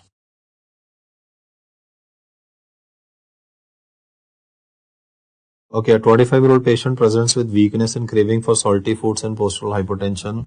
Lab shows a low sodium values with elevated potassium. The first statement of this question basically tells me the fact that there could be an association of aldosterone in this question. Why I'm suspecting aldosterone is because sodium in this patient is less than normal 130 and potassium is more than normal, plus there is history of craving for salty foods and postural hypotension in a patient, so that favors aldosterone deficiency. The sugar is less in the body of this patient, that is because of cortisol deficiency. If cortisol is less in the body of this patient, then due to cortisol deficiency in this patient, there would be a development of hypoglycemia. The blood sugar of this patient would be significantly reduced. So this tells me the fact that the patient is having Addison disease, and now I need to work out whether it's primary or secondary. The point is that there is visible hyperpigmentation of the palmar and the sole creases in the patient, with some hyperpigmentation involving the tongue also. Now this is a dark patient. Indian patients will be dark, but some amount of hyperpigmentation can definitely be seen. Because hyperpigmentation is present in this patient, this tells me the fact that in this particular case, the clinical diagnosis of the patient will be primary Addison disease, because the gland is damaged in the patient, because hyperpigmentation is present. Now we need to evaluate, since it's an except question, which of the following is not a cause of primary Addison disease. Histoplasmosis can damage the gland. The most common cause of Addison disease is autoimmunity, TB, histoplasmosis, amyloidosis. So these two can cause destruction of the gland. Autoimmune polyglandular syndrome, the name itself tells you, autoimmune polyglandular. So Addison disease could be present. In this condition, even concomitant hypoparathyroidism could be present. So you could have a combination of Addison disease with hypoparathyroidism. Autoimmune hypophysitis. CRS deficiency will cause deficiency of ACTH, and that will cause decrease in the value of cortisol alone in the blood, because ACTH acts only on the second layer of the gland. Point is that why C cannot be a answer to this particular patient is because in ACTH deficiency there will be absence of hyperpigmentation, and in hypophyseal, that is hypothalamic involvement, there is only cortisol deficiency, whereas in this condition both hormones are lesser. So the correct answer to this question is C. You see, the concept in this question is based on the fact that whether you can differentiate between primary and secondary Addison disease, and clinically hyperpigmentation is a feature of primary Addison disease. If hypothalamus is involved, then that causes tertiary Addison disease. So choice C of this MCQ is causing tertiary Addison disease, whereas choice number A, B, and D, they are causes of a primary Addison disease in a patient where gland itself is damaged. And in tertiary Addison disease, it is hypothalamus, and secondary it is pituitary damage. So answer is C to this question. Okay guys, this time we shall be talking about image-based questions related to the kidney topic and a couple of miscellaneous topics. This is a repeat from the AIIMS exam. The question said which urine crystals are shown here. So you can see that these are envelope-shaped crystals. Very characteristic shape. Envelope-shaped crystals. Envelope-shaped crystals are a feature that are encountered in patients who are having calcium oxalate. These patients could be having kidney stones, and calcium oxalate is the most common variety of kidney stone. The most common cause for calcium oxalate stone. This is the shape of the crystal that you should be aware of. The most common cause for calcium oxalate stone. The most common cause for the commonest stone is idiopathic hypercalciuria. These patients have a tendency to have more calcium excreted in their urine. Therefore, for diagnosis of this condition, we shall be doing a 24-hour urinary calcium. And because 24-hour urinary calcium is increased in these patients, therefore, for management purposes in these patients, you would be telling these patients to take normal calcium diet, normal vitamin D in the diet, but they would be simultaneously advised to take thiazide diuretics. Why thiazides? Because thiazides tend to reduce the calcium loss in the urine of the patient. Uric acid crystals will not have any finite shape because the crystals are very soft. Calcium phosphate crystals, they will have a rosette shape. So rosette shaped crystals are calcium phosphate, and histine stones would be having hexagonal shape. I'll draw that again, hexagonal shape. So if you find hexagonal crystals, then it is going to be cystine, and rosette shaped is calcium phosphate. Do not mix calcium phosphate with triple phosphate. Triple phosphate is the one which will have a coffin lid appearance, but calcium phosphate is the one which will be having a rosette appearance. Calcium phosphate stones are seen with hyperparathyroidism or hypoparathyroidism, and triple phosphate is due to Proteus bacteria. This is the shape of the crystals shown once again. Coffin lid appearance. Coffin lid appearance is very characteristic for triple phosphate stones. Hexagonal for cystine stones, and rosette shape, as I mentioned, is for crystals of calcium phosphate. What does the following angiogram in a hypertension patient show? You can notice this chain of beads appearance in the renal artery of the patient. This chain of beads appearance that is present in the renal artery of the patient on renal angiography is diagnostic of fibromuscular dysplasia. This is like a rosary bead or chain of bead appearance in the renal angiography report of the patient. Atherosclerosis will cause a uniform narrowing of the artery. Takayasu will cause ostial narrowing. So answer why not it is B is because there would be uniform narrowing of the artery, not like this chain of bead appearance. And Takayasu will cause ostial narrowing. It's very difficult to diagnose on even angiography because it's only ostial narrowing. So that's always a diagnosis of exclusion. This is the cause of renal artery stenosis in young people. Why would you have renal artery stenosis in a young female? The cause would be fibromuscular dysplasia. If the question mentions an adult, he mentions a smoker, or he mentions patient's age to be usually in excess of 60, then the cause to be thought of is atherosclerosis. So in old age, it is atherosclerosis. In young female, it is fibromuscular dysplasia. For India, it is controversy slightly. That would be non-specific arteritis and then Takayasu's arteritis. You see, in India, there are no validated clinical studies, so that's why there is a reason for a controversy. Takayasu's arteritis and non-specific arteritis are two important entries. First one is non-specific arteritis. You can see big cysts in the kidney. This is having loss of corticomedullary differentiation. So because of the fact that there are multiple cysts in the kidney and the corticomedullary differentiation is lost, therefore this is gonna be answered by you as a polycystic kidney. One of the main highlights of polycystic kidney would be loss of corticomedullary differentiation, and the kidneys shown in this patient are from a 24-year-old man. And what could be the most likely cause of his death? Then the most common cause of death in autosomal dominant polycystic kidney. The most common cause of death in autosomal polycystic kidney disease should be answered as hypertension. A reference is Harrison. I agree that some guides and some teachers are mentioning regarding subarachnoid hemorrhage and some people mentioning renal failure, but the current 19th edition of Harrison clearly mentions the fact that it is hypertension based complications. So we'll go by the standard textbook reference that the leading cause for death in autosomal dominant polycystic kidney disease is hypertension. A patient is scheduled for hemodialysis. What is the AV fistula shown below called? This fistula for hemodialysis is known as Semino-Brescia fistula. This is in name of that Italian doctor who first time created this fistula, Semino-Brescia fistula. And this would connect the artery to the vein and you hook this up to the hemodialysis machine. Hemodialysis is done when the glomerular filtration rate of the patient will be less than 30 ml per minute, 1.73 meters square of body surface area. That is when hemodialysis is done in a patient. And if the value of the GFR goes to less than 15 ml per minute, 1.73 meters square of body surface area, then the treatment of choice for the patient will be allogenic kidney transplantation, because that would be ESRD, and stage renal disease in a patient.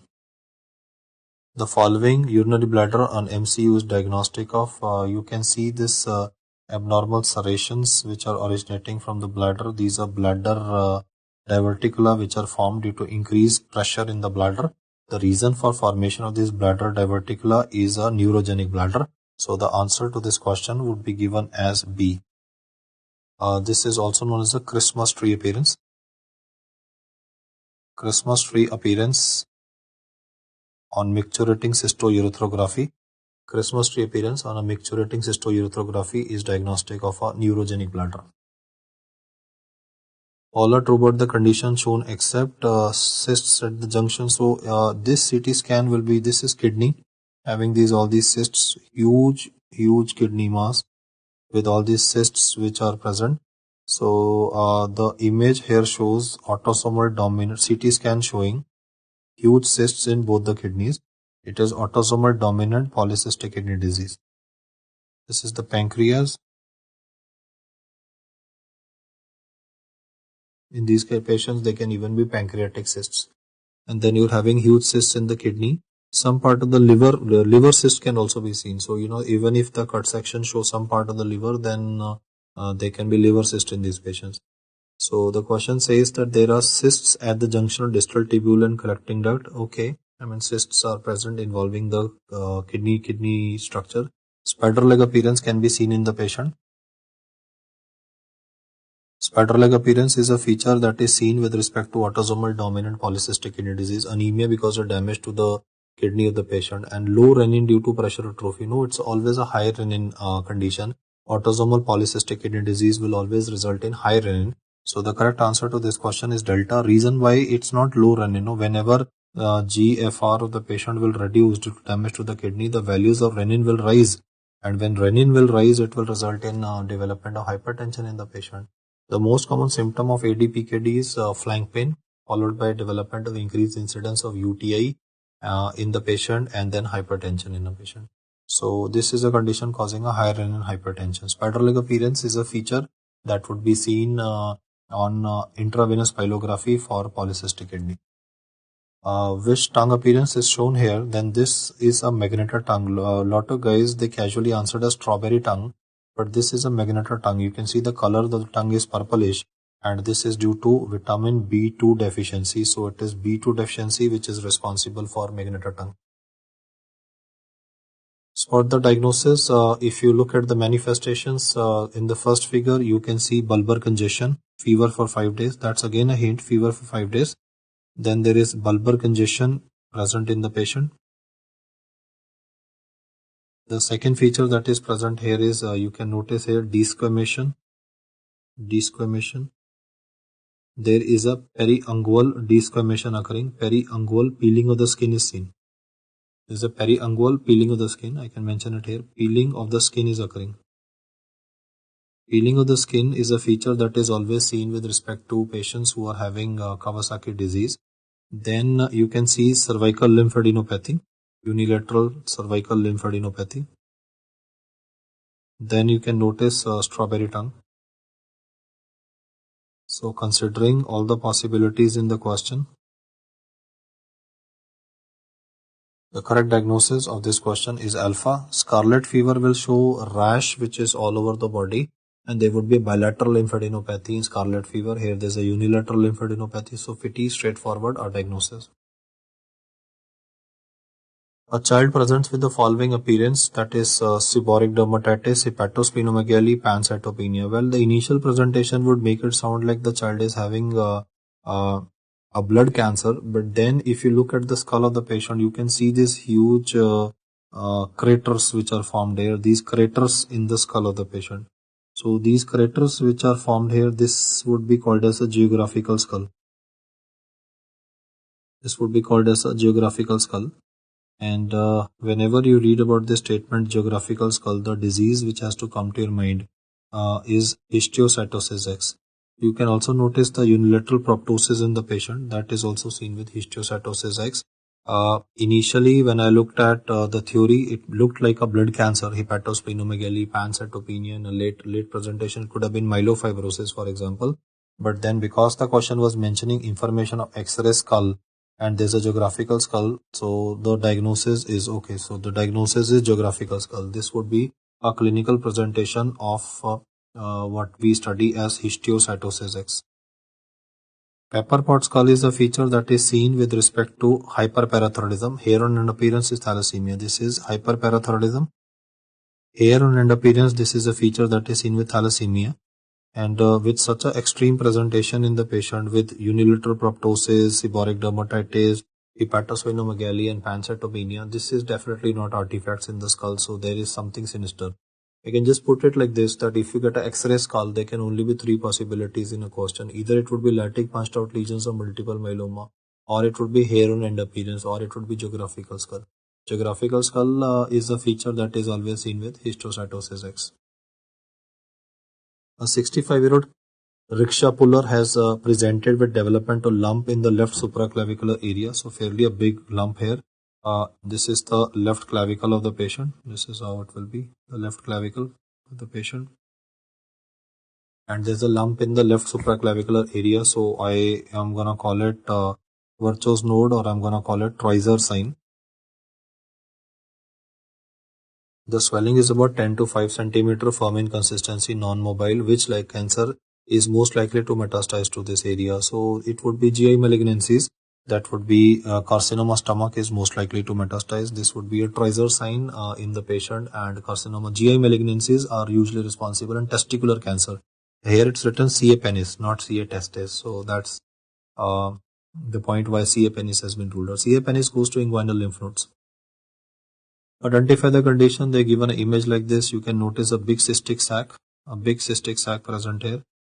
This big cystic sac, this is a diagnostic of myelomeningocele, which is a neural tube defect which is seen and is causing flaccid paralysis of the legs of the patient, can be associated with Arnold-Chiari malformation. There is no mention of myelomeningocele in the MCQ, so on careful reading you will call this the spina bifida aperta. Spina bifida aperta is a term which encompasses two things, that is myelomeningocele and second would be meningocele.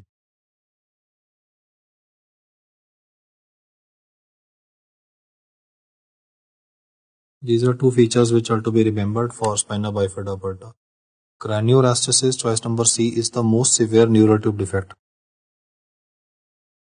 Craniorastasis is the most severe neural tube defect. It is a combination of two things. In craniorastasis, you will be having anencephaly, and the second feature that is seen is myelomeningocele. These are two complications which are seen with craniorastasis. This is a manifestation of craniorastasis. This is the most severe neural tube defect. It is a combination of anencephaly plus myelomeningocele. At anencephaly, there is a cranial wall missing, so this is anywhere ruled out. A choice of the MCQ, sacrococcygeal teratoma, that will present with a solid mass and that will be originating much more lower. So this is a cystic swelling at the back at the lumbosacral spine, so that's why the answer is myelomeningocele.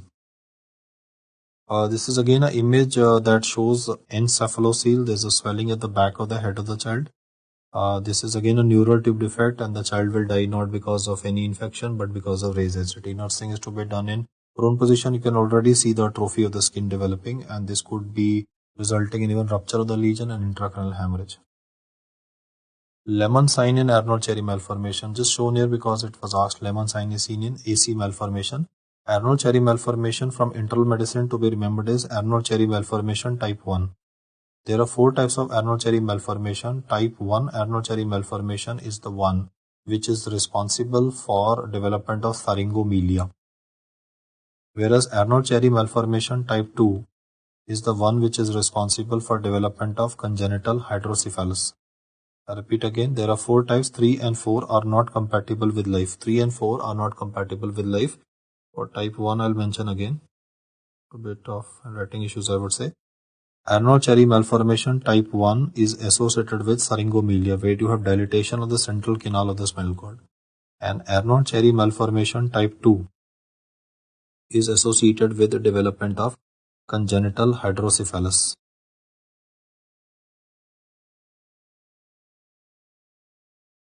Frog eye sign is again a question asked. Frog eye sign is seen in, that is anencephaly. So neural tube defects were asked. Folic acid deficiency.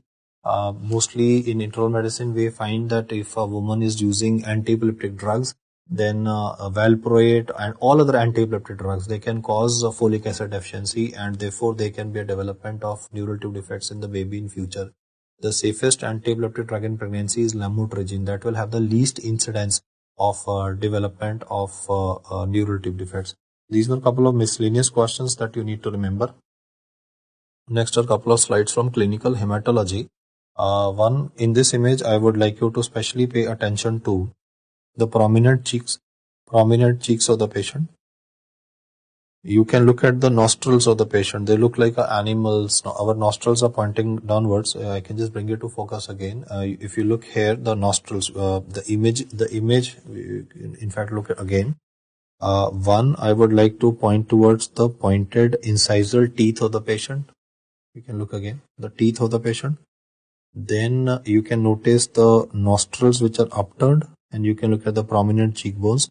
So this appearance that I mentioned before you is known as chipmunk faces, and chipmunk faces are diagnostic of thalassemia. Chipmunk faces are diagnostic of thalassemia. And if you look at the RBCs in this case, you can see some RBCs, and then in some RBCs you can see some dots. These are target cells, which are again diagnostic of thalassemia. Target cells, diagnostic of thalassemia. Even the cells are of variable size. So the two images, chipmunk faces and target cells, they help you in clear diagnosis of thalassemia in a patient. The superior image shows smudge cells.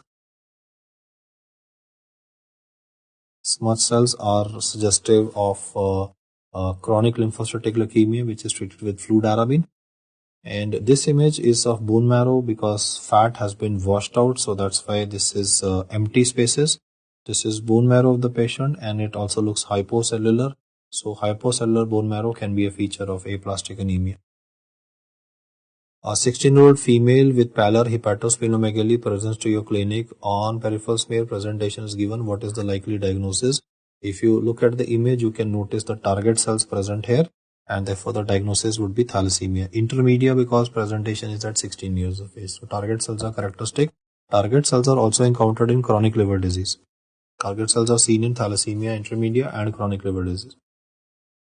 What is your diagnosis on the basis of image given here? One, you can see that the image of the patient shows lytic punched out lesions. There are lytic punched out lesions in the skull of the patient, X-ray skull of the patient. Well, this particular cell looks like the cell has acne.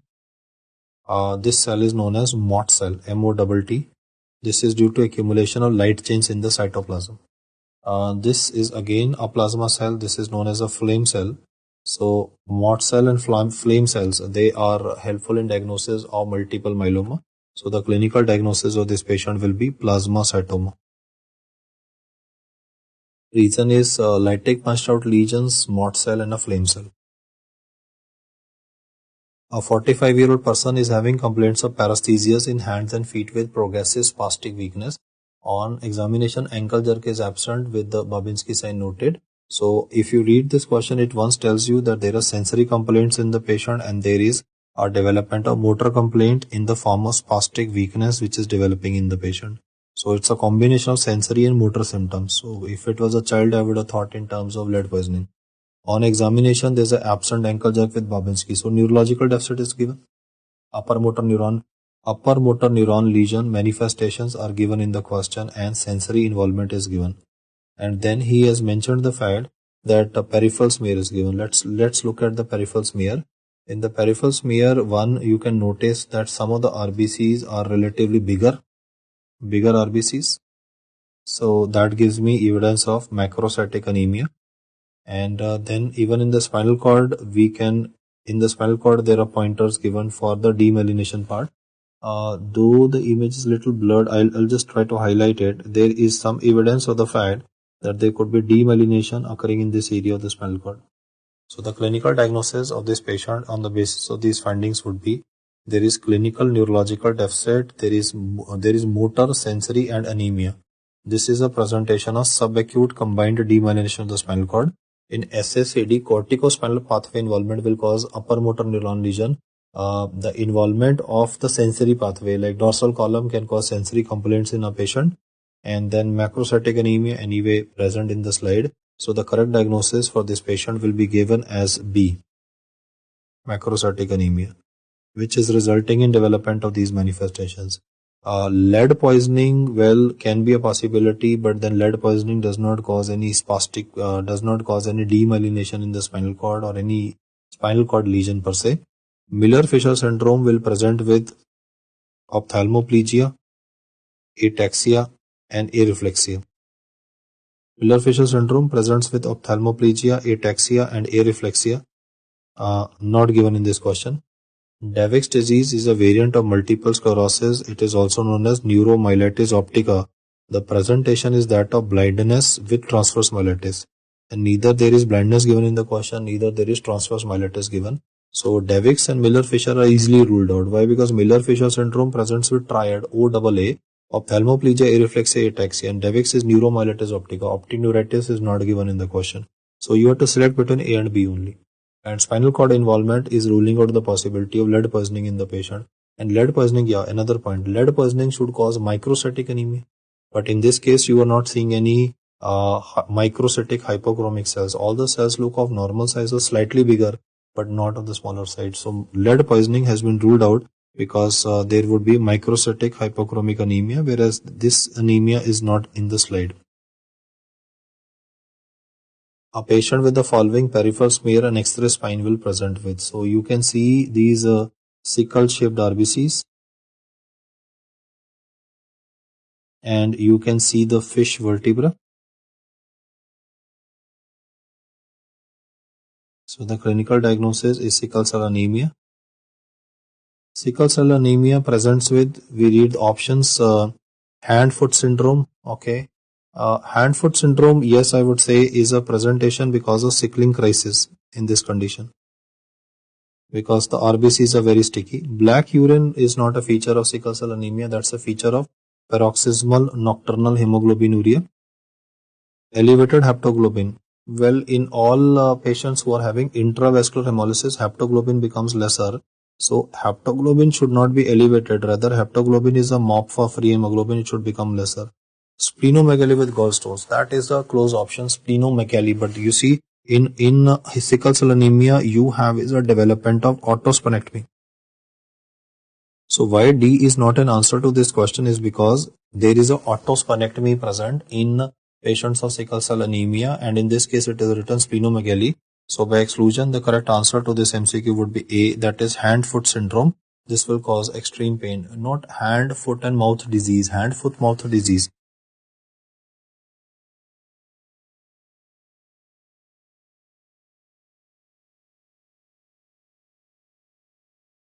One we have is hand-foot syndrome, and then is hand-foot-mouth disease.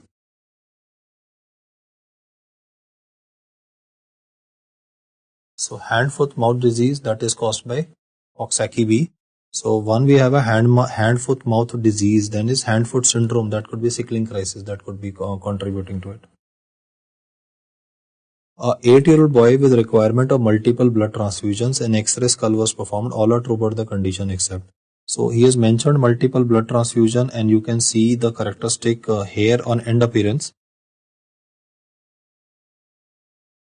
The question says all are true about the condition except squaring of metacarpal bones.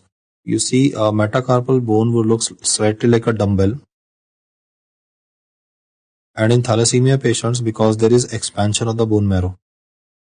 Therefore, the expansion of the marrow will result in development of this finding, that is squaring of the metacarpal bones. This is one of the earliest radiological finding in thalassemia. Erythroid hyperplasia in liver and spleen. That is a correct statement. We do have erythroid hyperplasia. Splenectomy if the transfusion requirement increases by 50% over last 1 year.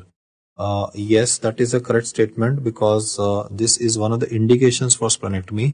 If the transfusion requirement increases by 50% over last 1 year, we should go for elective splenectomy in the patient, because there is a hypersplenism developing in the patient.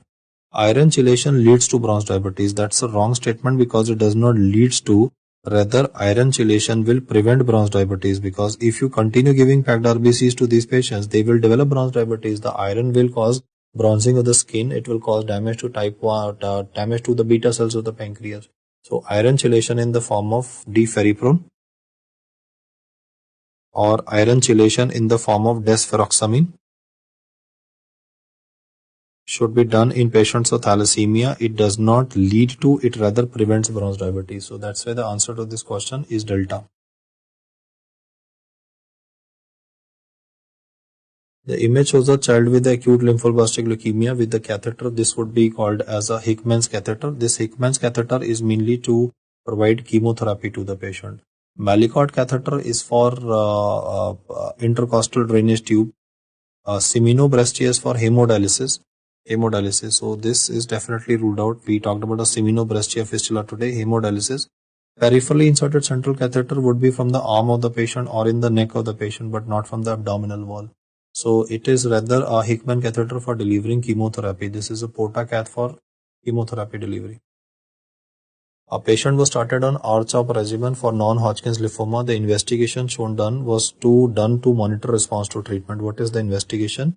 Well, in this case, you can see the contrast, one in the bladder and in the brain. So this tells us the contrast would be, this is the brain and the contrast in the bladder of the patient. So the brain is taking up contrast. It means it must be having glucose. And then you can see that in pre-chemotherapy time, there are multiple lymph nodes which are taking up the contrast at various parts in the body. But then the number of these spots have reduced. You see, there are some new spots also. These spots are still present, but then I can say subsequently the spots have become lesser. In this image, 4 months chemotherapy, the spots have become lesser. So the diagnosis is a PET scan. In a PET scan, we are using 18-fluorodeoxyglucose. So 18-fluorodeoxyglucose, glucose is uptaken by the brain only, and in all cancers there is a increased uptake of glucose because of increased metabolic rate. So answer would be given as PET scan. HIDA scan is for liver evaluation. MUGA scan is for the heart evaluation. Bone scintigraphy. Well, in bone scintigraphy, then you don't see increased uptake in the brain of the patient. So HIDA is ruled out very easily. Liver evaluation, MUGA scan because cardiac involvement. Bone scintigraphy, well, then brain uptake should not be there. So answer to this question is alpha. Okay, welcome back, guys. This time we shall be talking about couple of image-based questions related to gastroenterology and liver topic. A quick overview of GI and liver topic. In the first image, the image shows a barium meal study, and you can notice that this is obviously the representation of the stomach, the greater and the lesser curvature. And then you're noticing that there is almost an abrupt cutoff of the flow of I would say the barium meal into the duodenum of the patient. There's limited amount of the flow of the barium meal into the duodenum. This is because of presence of pylorospasm that usually develops in patients who are having a duodenal ulcer. So whenever you are going to get an image which is going to be showing abrupt cutoff of the of the barium study going into the duodenum, This is indicative of a duodenal ulcer. This is diagnostic of a peptic ulcer disease. So answer to this question would be C. In gastric ulcer, you will always notice that because the location of the gastric ulcer will be on the lesser curvature, so mostly there will be a filling defect that would be seen on the lesser curvature. So in gastric ulcer, the defect is always on the lesser curvature. In duodenal ulcer, the first part of duodenum that's involved. So both images would be grossly different and would be an easy one to identify. A 50-year-old male patient presents with halitosis, dysphagia, and regurgitation of previous day's food. Barium studies found. What is the location of the presentation? This shows a Zenker diverticulum, very easy to pick up. Zenker diverticulum is present in the Killian's triangle, and this is present between two muscles, that is one by the name of cricopharyngeus, and secondly the inferior pharyngeal constrictor. Now, if you look at this choices, he is not asked about cricopharyngeus, but he is mentioned regarding the segments of the esophagus. So, esophagus is weak posteriorly, so it is a posterior segment obviously. So, there would be two options now, posterior segment of the esophagus along superior pharyngeal and inferior pharyngeal. So, correct answer to this question is delta, and this should be remembered as a condition where there would be a halitosis and regurgitation of previous day's food. Regurgitation of previous day's food is also seen in Achilles cardia and Zenker's diverticulum as well. Pretty straightforward a slide.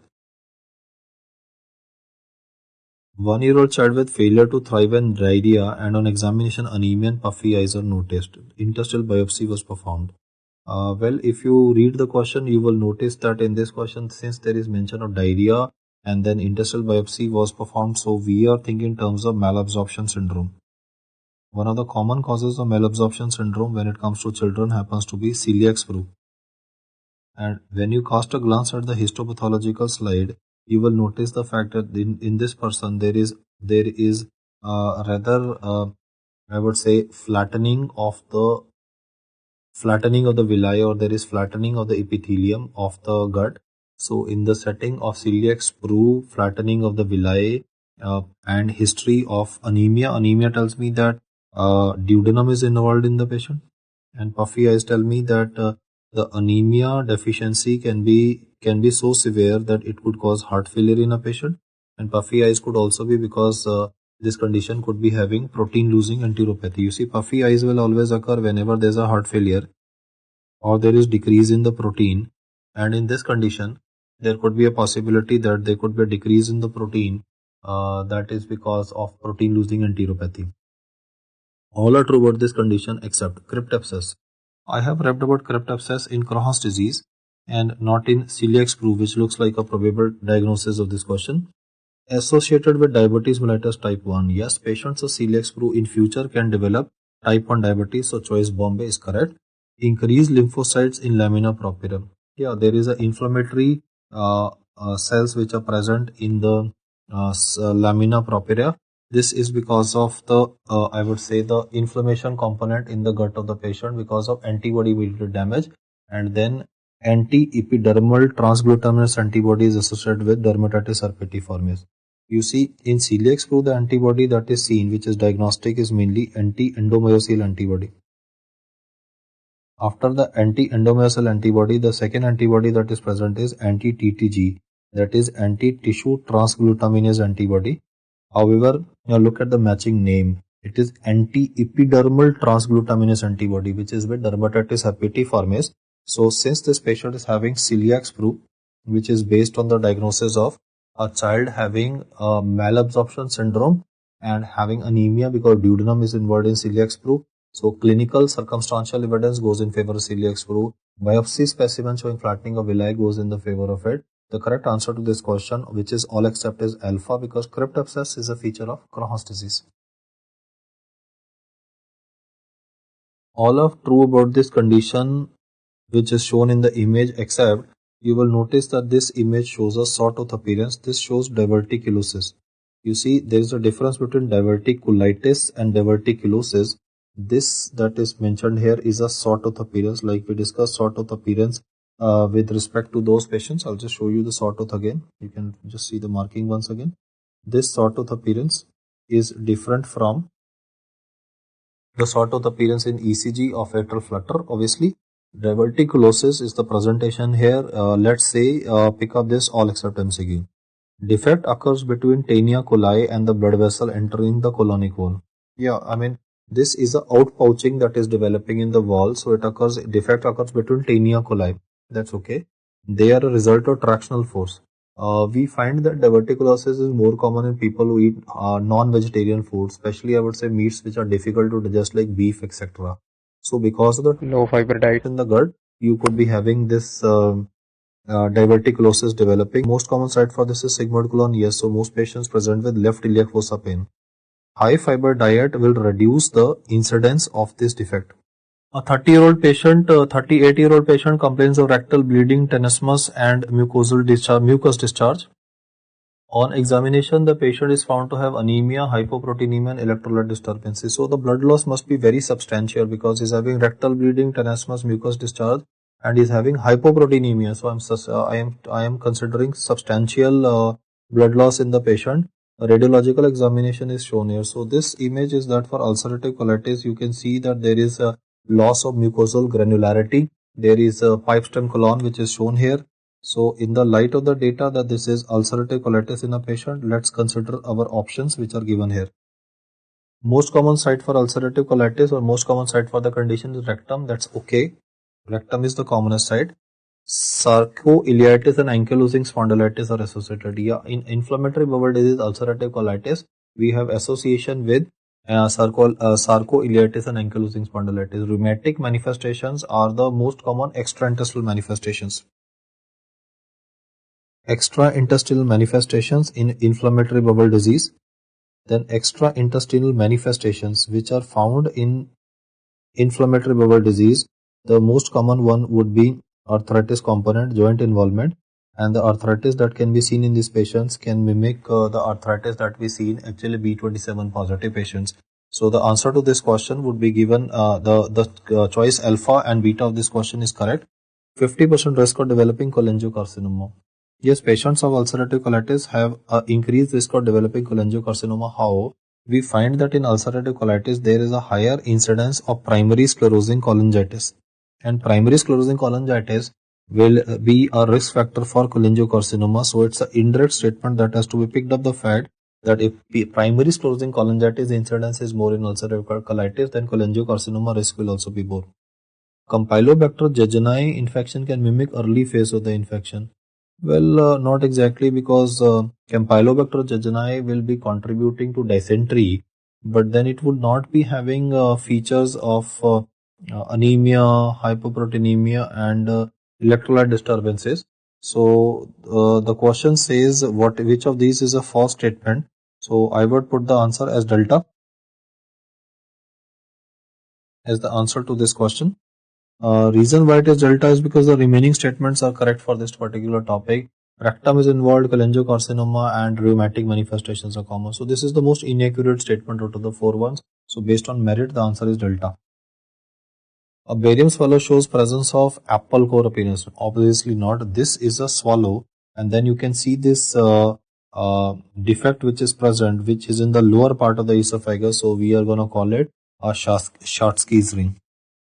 When it comes to bird beak appearance, well, very characteristic. There would be a sigmoid esophagus, and then there would be a abrupt defect in the form of a bird beak deformity.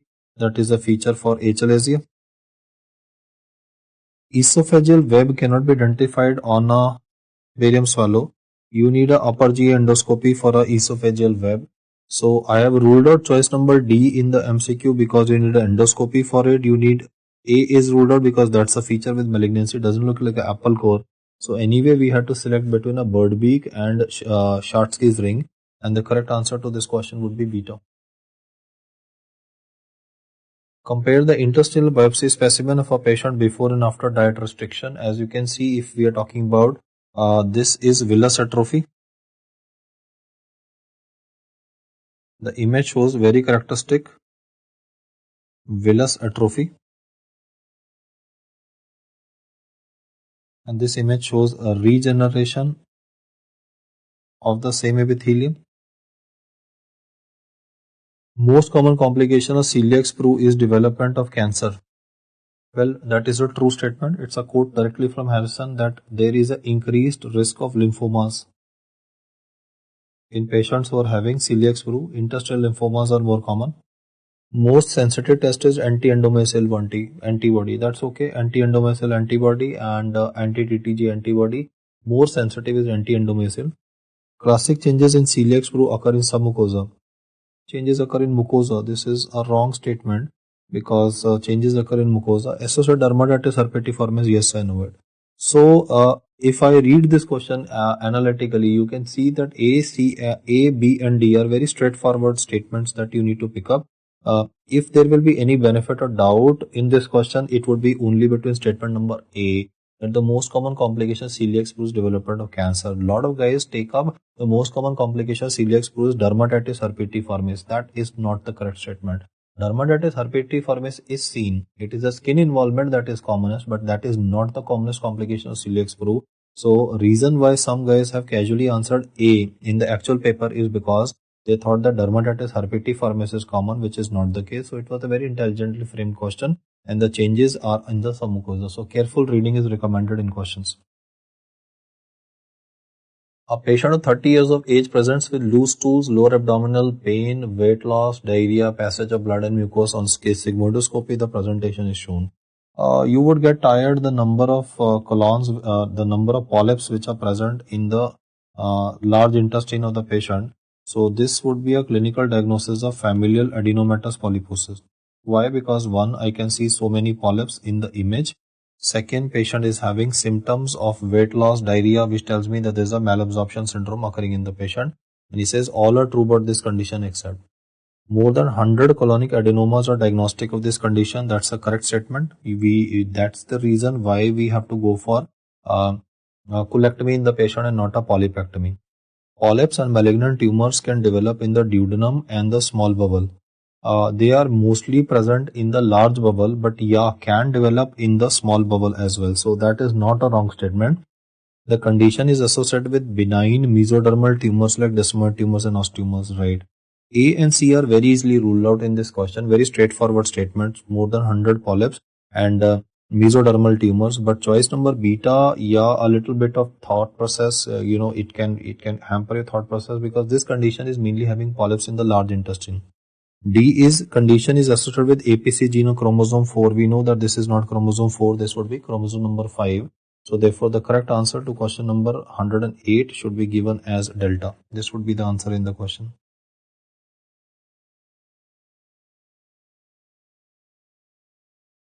A 32-year-old woman with history of multiple hematomas which are scattered throughout the small intestine presents to the physician for a follow-up. All are true about this condition except. You can notice this very characteristic mucosal melanosis. You can notice this very characteristic mucosal melanosis which is present in this condition. These are all black spots that you can see in mucosal melanosis. This one, multiple black spots, mucosal melanosis. So in this particular question, the clinical diagnosis is Peutz-Jeghers syndrome. Peutz-Jeghers syndrome occurs due to STK11 gene mutation. That's correct. The polyps are in the jejunum. That is correct. And polyps anywhere can cause intestinal obstruction. So B and C immediately ruled out. STK11 gene mutation and autosomal recessive. As I told you, genetics is the in thing nowadays. Anytime you read any disease, you have to read up the genetic component of it. And Peutz-Jeghers has a pattern of inheritance which is autosomal dominant. This is the answer in the MCQ because it's a except MCQ. Actually, the pattern of inheritance is not autosomal recessive. The pattern of inheritance is autosomal dominant. So answer is D for question number 109. A pregnant female 28 years complains of hematemesis after an episode of vomiting. On upper G endoscopy, this is the appearance. You can see a very characteristic tear here. This diagnosis of the patient would be Mallory-Weiss syndrome. The history itself is self-explanatory. She is having hematemesis. The patient is having hematemesis after vomiting. That tells you that this is a development of Mallory-Weiss syndrome in the patient. What is the most common site? The answer would be cardia. The site of bleeding would be the left gastric artery. The most common site of Mallory-Weiss syndrome is not to be answered by you as the esophagus or the sphincter, but the answer should be given as the cardia because vomiting starts from the stomach. That's why, and the source of bleeding is left gastric artery.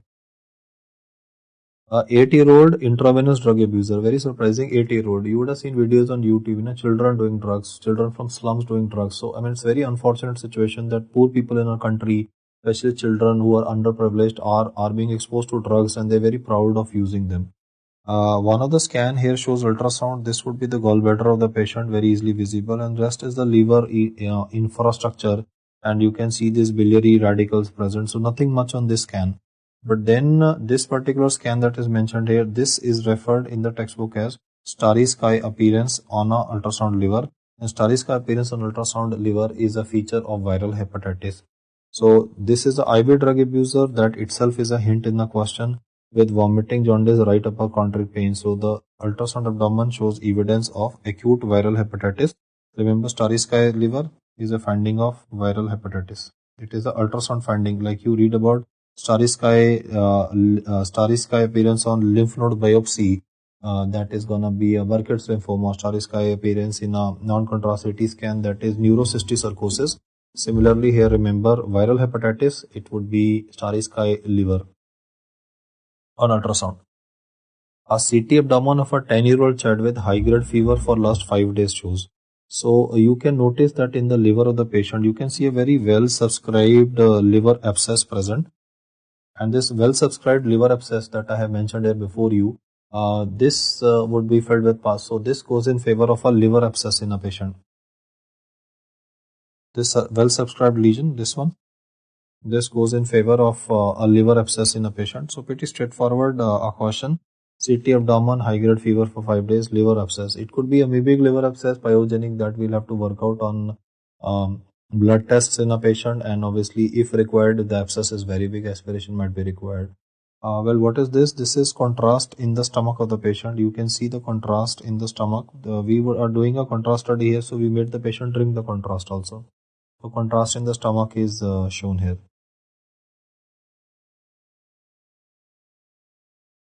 The clinical sign, you see one physician is flicking the abdominal wall of the patient with his finger, and the other doctor is auscultating. So this is a puddle sign, but this is a variant of a puddle sign in a sense that you require cooperation of two doctors, because due to gravity, the fluid will accumulate in this area. Whatever fluid is, if is in this particular position, the fluid will accumulate in the peritoneal cavity of the patient like this.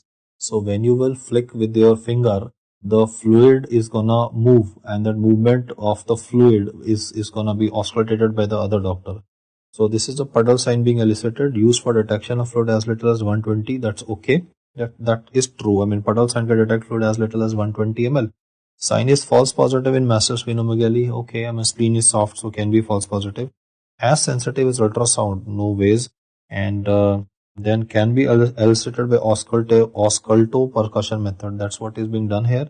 So the correct answer to this question is as sensitive as ultrasound for detection of ascites.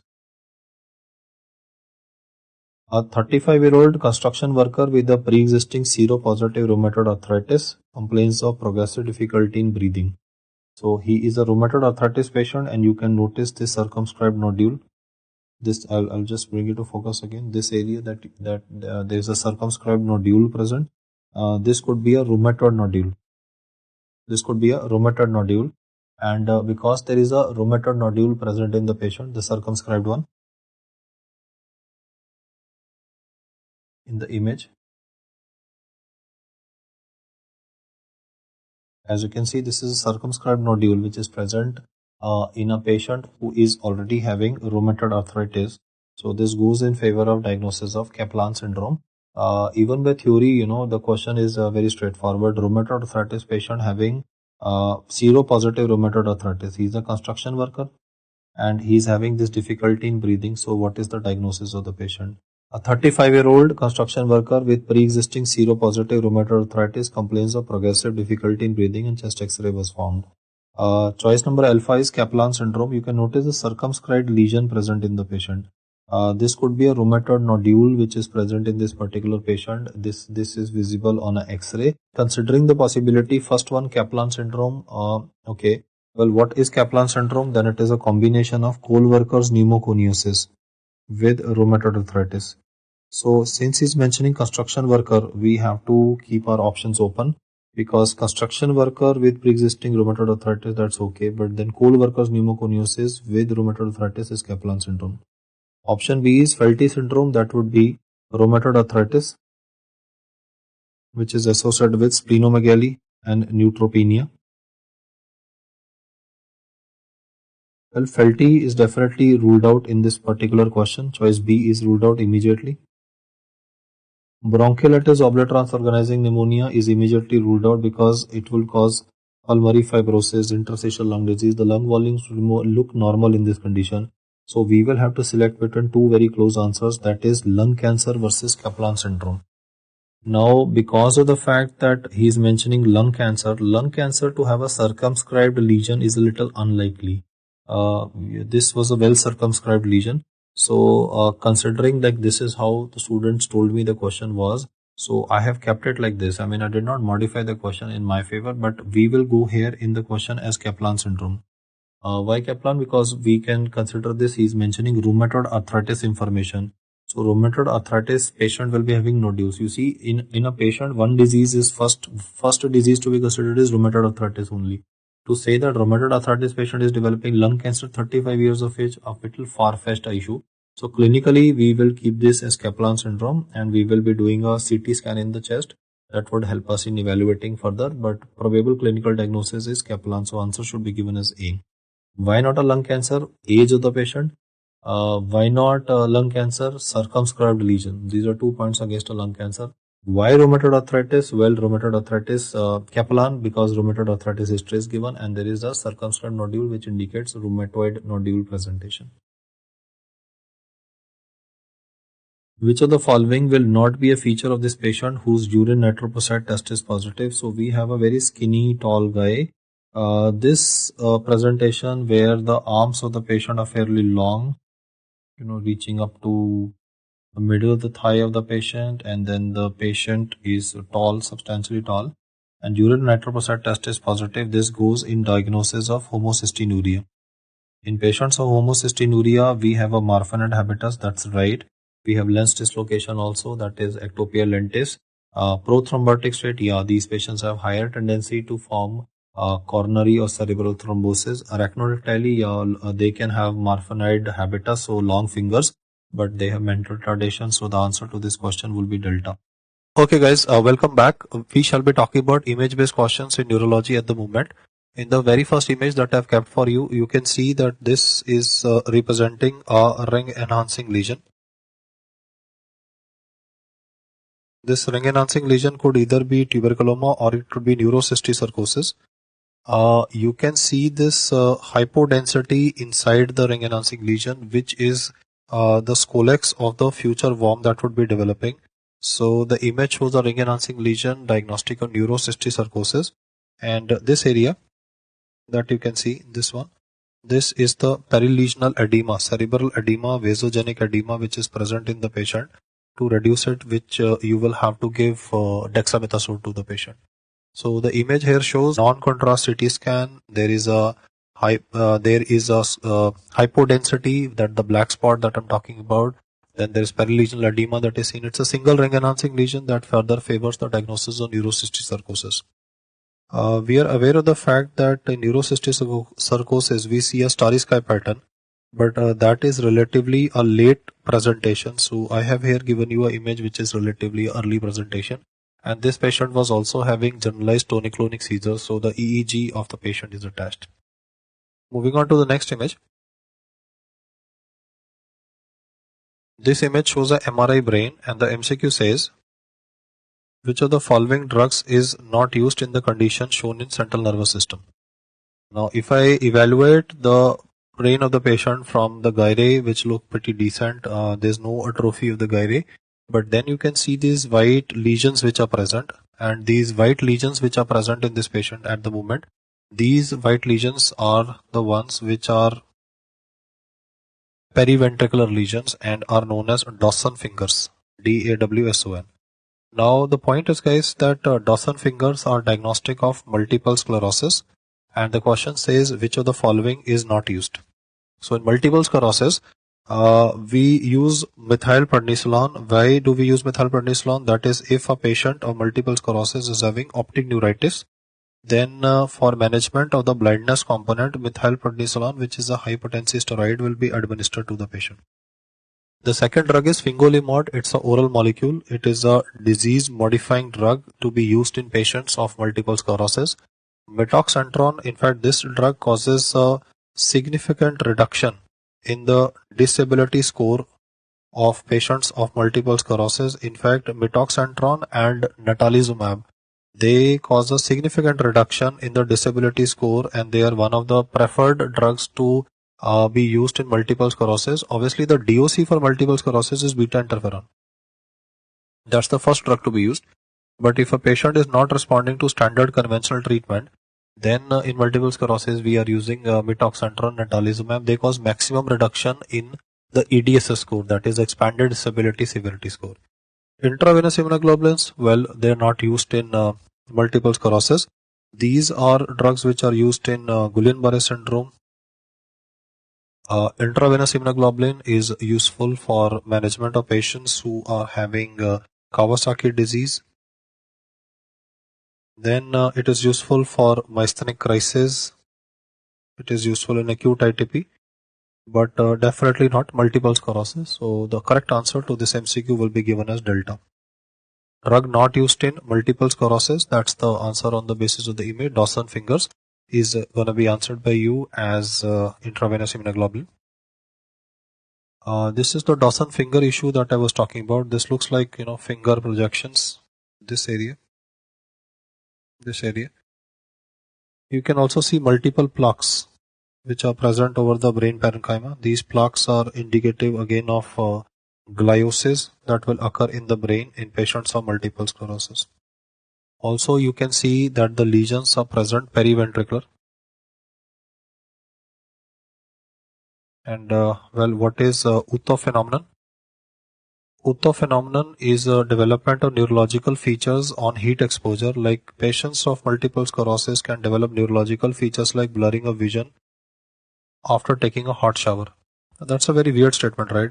Patient took a hot shower and he or she says, I can't see properly, doctor.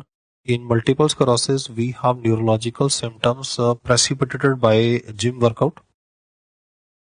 It could be simple fever, it could be taking a hot shower, steam bath, sauna bath, anything, which is related to slight increase of body temperature. You could definitely have neurological symptoms. This is one of the characteristic features of multiple sclerosis and is not encountered in any other medical disorder. DOC for multiple sclerosis is beta interferon, but if the question says what is the best drug for optic neuritis, then answer would be given as methylprednisolone. Drug of choice is beta interferon. We also use glatiramer injections to be given to these patients. These injections would be given intramuscular weekly. The treatment should be given for 6 months, sometimes for 1 year. 1 year treatment can go up to something like 2.53 lakh rupees, depending on the brand of beta interferon being used. Multiple sclerosis patients with blindness, then the answer should be given as methylprednisolone.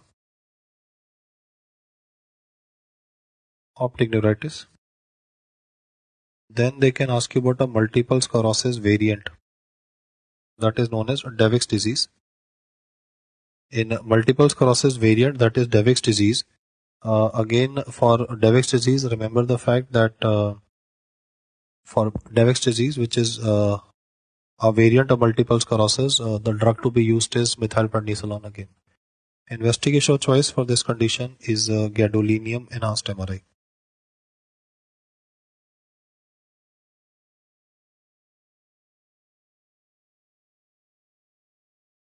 Moving on to the next image. MRI was performed on a 35-year-old man with progressive myoclonus and apathy. Apathy means lack of interest in self-care. What is the diagnosis? Herpes simplex encephalitis. Well, for diagnosis of encephalitis, you should be having presence of fever, you should have altered sensorium. And in this question, there is none of these two descriptions given. Herpes simplex anyway shows a predilection for the temporal lobe. So bizarre emotional behavior can also be seen in the patient, like excessive crying, excessive laughing, excessive anger, because there's a predilection to involve the temporal lobe, which is commonly involved. in herpes simplex encephalitis. Treatment for herpes simplex encephalitis is acyclovir. Test for diagnosis is PCR of the CSF for HSV1 antigen. Subacute sclerosing parencephalitis, that is unlikely as an answer because that is usually seen in children. It is a delayed neurological complication of altered measles virus. Mesial temporal sclerosis will usually result in epilepsy.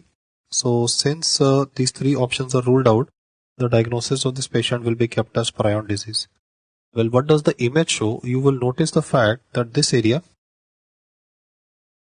very excessively white area, this that I have shown here before you is known as cortical ribbon appearance or is cortical ribboning, and this is a characteristic MRI finding that is encountered in patients who are suffering from a prion disease that is known as variant Creutzfeldt-Jakob disease. So because of this particular ribbon appearance and the clinical findings of myoclonus and apathy, the diagnosis is VCJD. This disease has been reported after year 2000 mainly due to consumption of tainted beef. You see, the disease will occur in cattle and cows, and if a cow who's having the disease is killed and then the meat of the same, that is beef, is sold in the open market, then human being who will consume this beef, even if the beef is cooked properly, you see, prion particles can still survive the cooking process because they're resistant to heat at even at 121 degrees Celsius. So you could have prion particles reaching up to the brain. The prion particles, once they reach the brain, because they're very small, they can cross the blood-brain barrier, and then you have prion particles multiplying in the cytoplasm of the neuron. Now this is like hijacking the control center of the body because prion particles are multiplying in the cytoplasm of the neuron of the patient, and they are producing what is known as PRPSC. SC stands for scrappy. Scrappy is a term to describe the oldest prion disease known to mankind. The image here shows MRI brain showing a cortical ribboning of variant Creutzfeldt-Jakob disease. I would say this is the disease of the 21st century and has been reported primarily in India, China, America, which are beef eating countries. In India, obviously because of religious issues, beef, etc., the issues downplayed, but still you need to remember for caution's sake that VCJD, extensively asked in the AIMS exam, is a prion disease causing this kind of a cortical ribbon appearance. Just a few details about variant Creutzfeldt-Jakob disease. Neuropsychiatric illness, EEG shows periodic sharp wave complexes. This is usually written as PSWC, periodic sharp wave complexes. Like for example, this guy is sleeping, he is in NREM stage 3. So in NREM stage 3, you are supposed to have delta waves, which are very slow waves, 0 to 4 Hertz discharge frequency. So this guy is sleeping, delta waves are present in the EEG, and then you will have a high voltage burst. Then again delta waves, then again a high voltage burst. So what will happen is that you will keep on getting burst up to 200 microvolts every 1 second.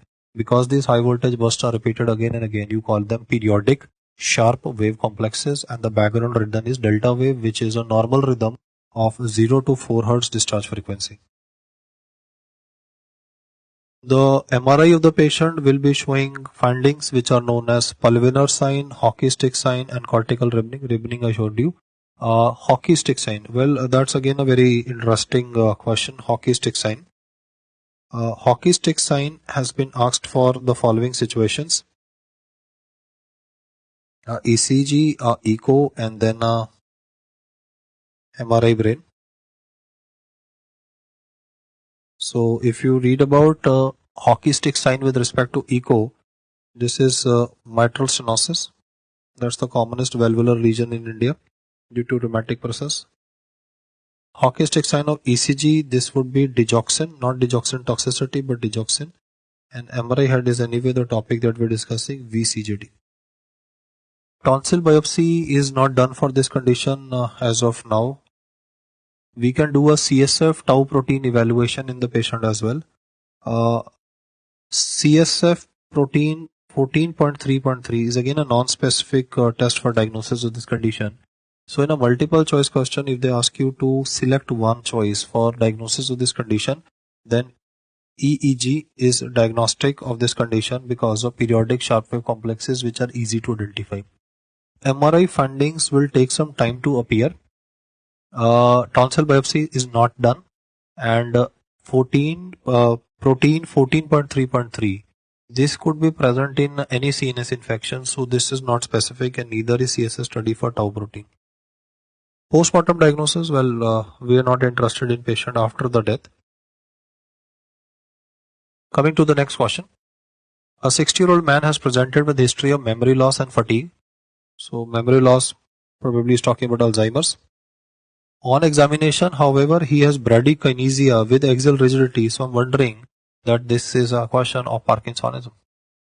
Resting tremor is absent, very surprising statement, and patient is having a broad-based gait with tendency to fall. So the clinical information tells me, you see, if I evaluate the data, the information is memory loss in a patient, that is telling me dementia, then it's giving me Parkinsonism features. Parkinsonism, traditional typical Parkinsonism does not have dementia. So what I can gather from the MCQ is that this question is telling me about atypical Parkinsonism and not a typical one.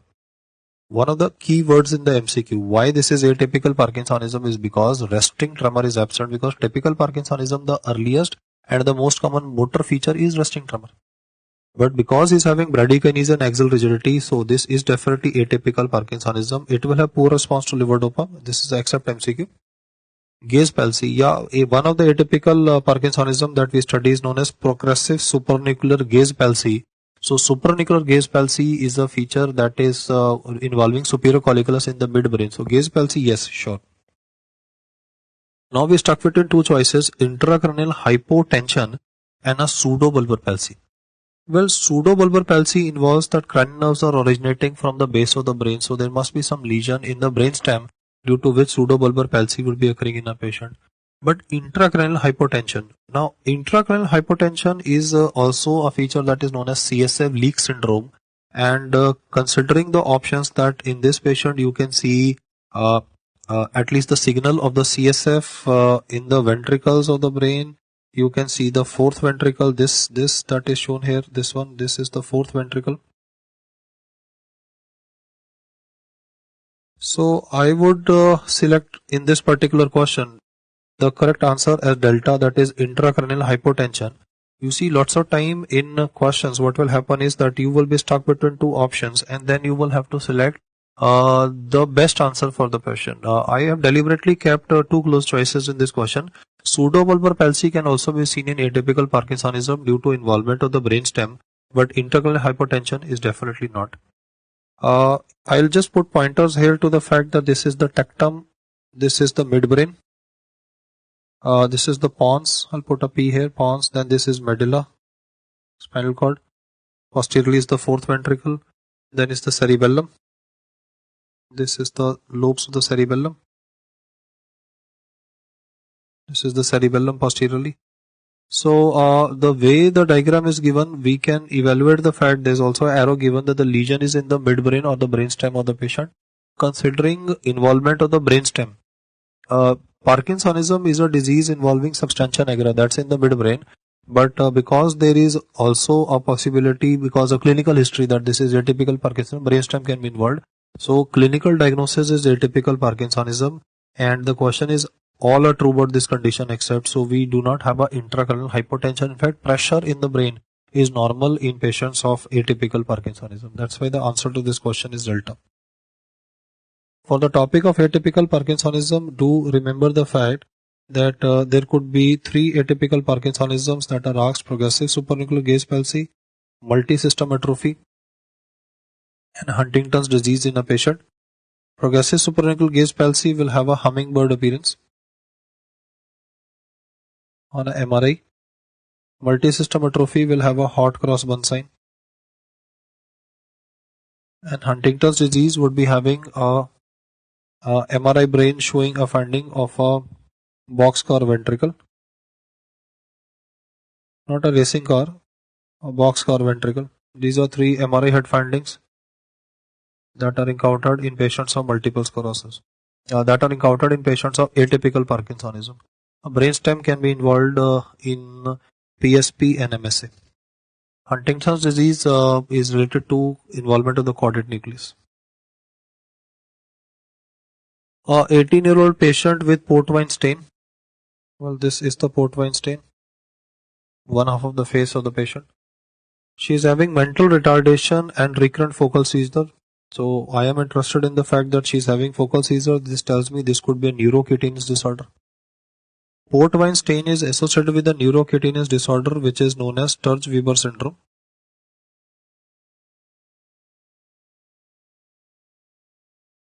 Sturge-Weber syndrome, because there is presence of glaucoma, so optic nerve cupping is fine. Tram track appearance on X-ray skull. Yes, you get intracranial calcification. In fact, tram track appearance on X-ray skull and CT head. Both, tram track appearance is one of the characteristic features of this particular disease. Vagal nerve stimulation, well, in these patients, because there could be a refractory epilepsy present in a patient. That is why we will be going in for VNS, a vagal nerve stimulation. This is a battery powered device which would be deployed in the chest. The wires would be stimulating the left vagus, not the right vagus, because that can affect the heart, and this can help in control of refractory epilepsy. Confetti lesion, this is like sprinkling coffee powder on the skin, like in very fair skinned people, like in American people. If you are like spilling coffee powder, coffee is brownish in color, on the skin of the patient, that is known as confetti lesion. Now this is a feature that is seen rather with patients of tuberous sclerosis. So therefore, by exclusion, choice number A, B, C are correct, and the answer to this question is delta, confetti lesion. Neurocutaneous disorder, Sturge-Weber syndrome, is the one which has been discussed here in comparison to tuberous sclerosis, which will be having subependymal astrocytomas. A 35-year-old woman presents with thunderclap headache. This is clinical feature that tells you that this is subrectal hemorrhage. NCCT was done. You can notice Sylvian fissure having blood. So the non-contrast CT scan of the patient shows blood in the Sylvian fissure. As far as the ventricles of the brain are concerned, there is no evidence of any hydrocephalus. These are the lateral horns. They look okay. The ventricular system doesn't look extremely dilated. So all are true about this condition except hyponatremia. Well, in subrectal hemorrhage, there is a release of B-type natriuretic peptide, and B-type natriuretic peptide will cause natriuresis and loss of salt from the body, and loss of salt from the body can cause hyponatremia, which can even cause seizures in a patient if sodium goes less than 120. In patients who are having subrectal hemorrhage, there is excess of catecholamines in the circulation. Excess of catecholamines in the circulation can result in two ECG findings in subrectal hemorrhage. One finding in subrectal hemorrhage can be T-wave inversion, and second is QT interval prolongation. So because the bleeding is occurring in the area related to the brainstem, that can result in a I can put it like this: subrectal hemorrhage is a very painful condition, so there is catecholamines being released that can explain the subendocardial ischemia occurring in the patient. So prolonged QT and T-wave inversion are seen. Most common cause of death is rebleeding, and nimodipine is drug of choice. Yes, nimodipine is the drug of choice. That's again a MCQ by itself. The most common cause of death by death in subrectal hemorrhage is not due to rebleeding. It is due to vasospasm of the surrounding blood vessels. So the correct answer to this MCQ will be C, Calcutta. The most common cause of death is not rebleeding. It is vasospasm. It's an except based question. That's why the answer is so. Remember the fact that subrectal hemorrhage can have very two atypical features. One is hyponatremia, and second is ECG findings of QT prolongation and a T-wave inversion. The explanation offered in the book for this would be catecholamine excess. For hyponatremia, it is excess release of B-type natriuretic peptide. The blood which is present in the Sylvian fissure and was shown in the image, that is coming from the MCA territory. Investigation of choice for this condition is non-contrast CT scan showing blood in the Sylvian fissure. Most common cranial nerve involved is third nerve, both in ruptured and unruptured berry aneurysm. Third nerve palsy is most common in both the ruptured and the unruptured berry aneurysm.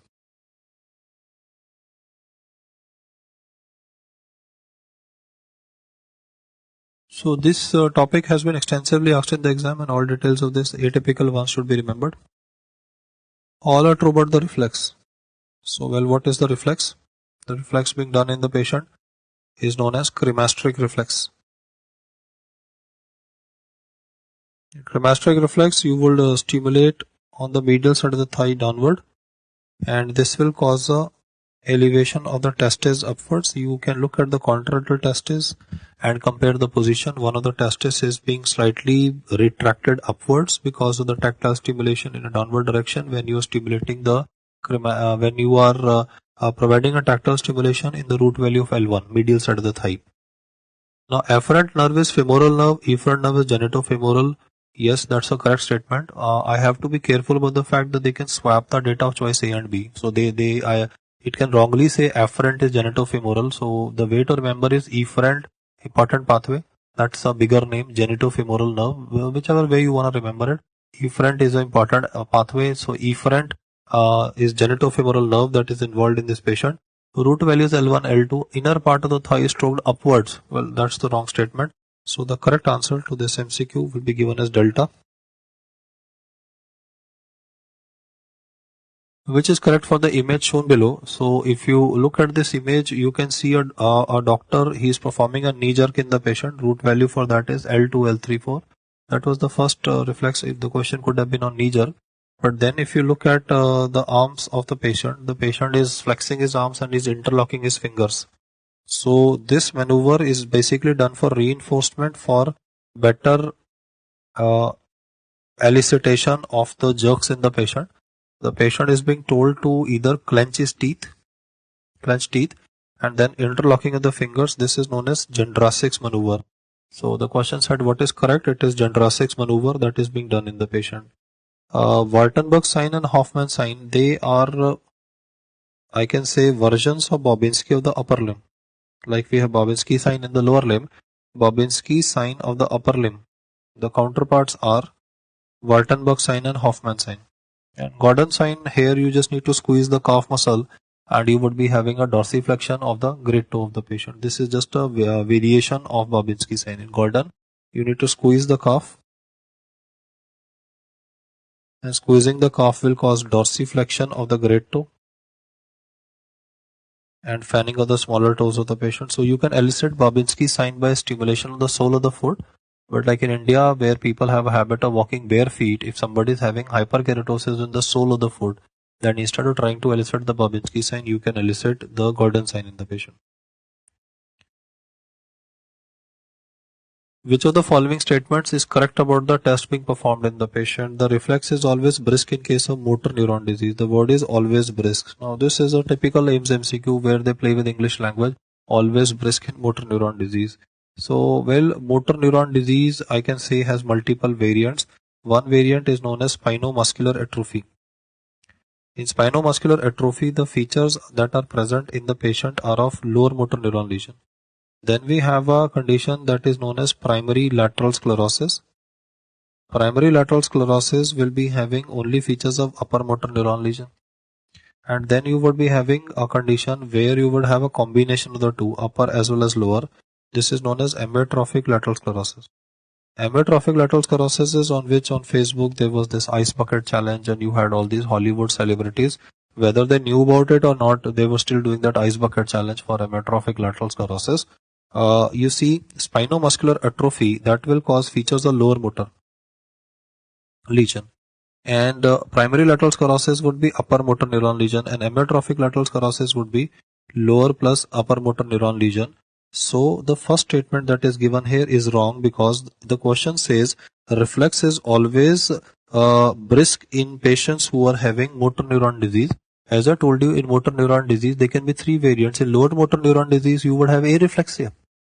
So why choice A is wrong is because he is written always brisk. It's not always brisk. It could be lower motor, so it could be absent reflex also. The examiner is performing the test wrongly. Well, initially when you look at it, it looks pretty decent the way he's performing the test, but you can see that the underpants of the patient are covering the anterior part of the thigh of the patient. So this doctor might not be able to see the exact contraction of quadriceps femoris muscle. So keeping this as a possible choice, I move on.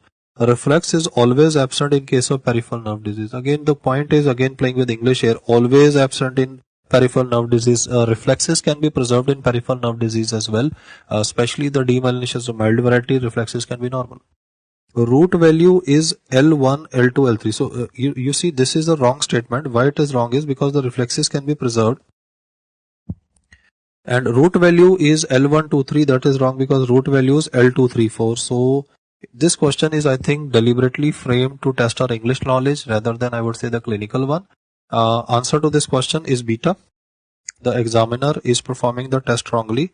And why it is beta is based on the fact that in the question, you can see that the anterior part of the thigh of the patient is concealed. So quadriceps femoris muscle contraction cannot be seen.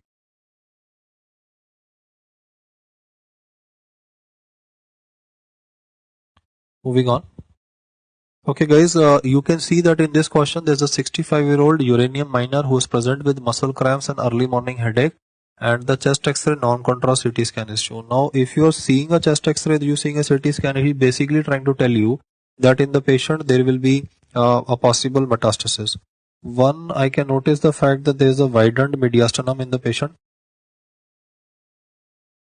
Apart from widened mediastinum, I can also see a lesion which is pointed by this arrow, which obviously goes in favor of any lung tumor. In fact, this could be a lung tumor which is fairly big in size and is also having a perihilar extension, and there are mets in the brain of the patient. So that should solve the topic for us in a sense that there must be a central tumor. Now there are two central lung tumors, that is squamous and small.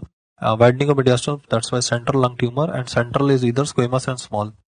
Now one that goes to the brain is small cell cancer. So the correct answer to this question would be alpha, small cell cancer and brain metastasis as well. Why it is not non-small cell cancer? Because adenocarcinoma is in the periphery, whereas this tumor is central. And then why it is not squamous cell? Because that is unlikely to reach the brain. Squamous cell cancer does not metastasize to the brain. And one more thing that you can fairly see here is evidence of hydrocephalus in the patient because of the metastasis in the brain. So fairly a gross x-ray showing lung tumor and then showing a metastasis, and mets to the brain are obviously most common. Most common brain tumor is mets to the brain. Most common brain tumor is metastasis to the brain, and the highest incidence of this is from root cell cancer. The remaining choices C and D you can neglect. Pleural and intracranial calcification, well, that's not a calcification anyway.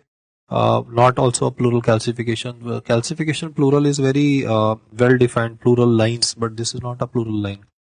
Glioblastoma multiforme, the term is not used anymore. Glioblastoma multiforme is the one of the highly aggressive brain tumors. It has multicentric origin, but to expect that this tumor of the brain is going to the lungs, that's a far-fetched aspect. It is rather vice versa. Lung tumor is going to the brain. So correct answer is A.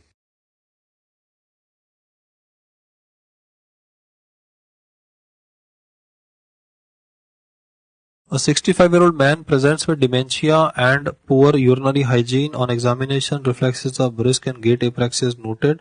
So I'm noticing dementia, there is poor urinary hygiene. Okay. And on examination, DT as a brisk, so corticospinal involvement with gait apraxia.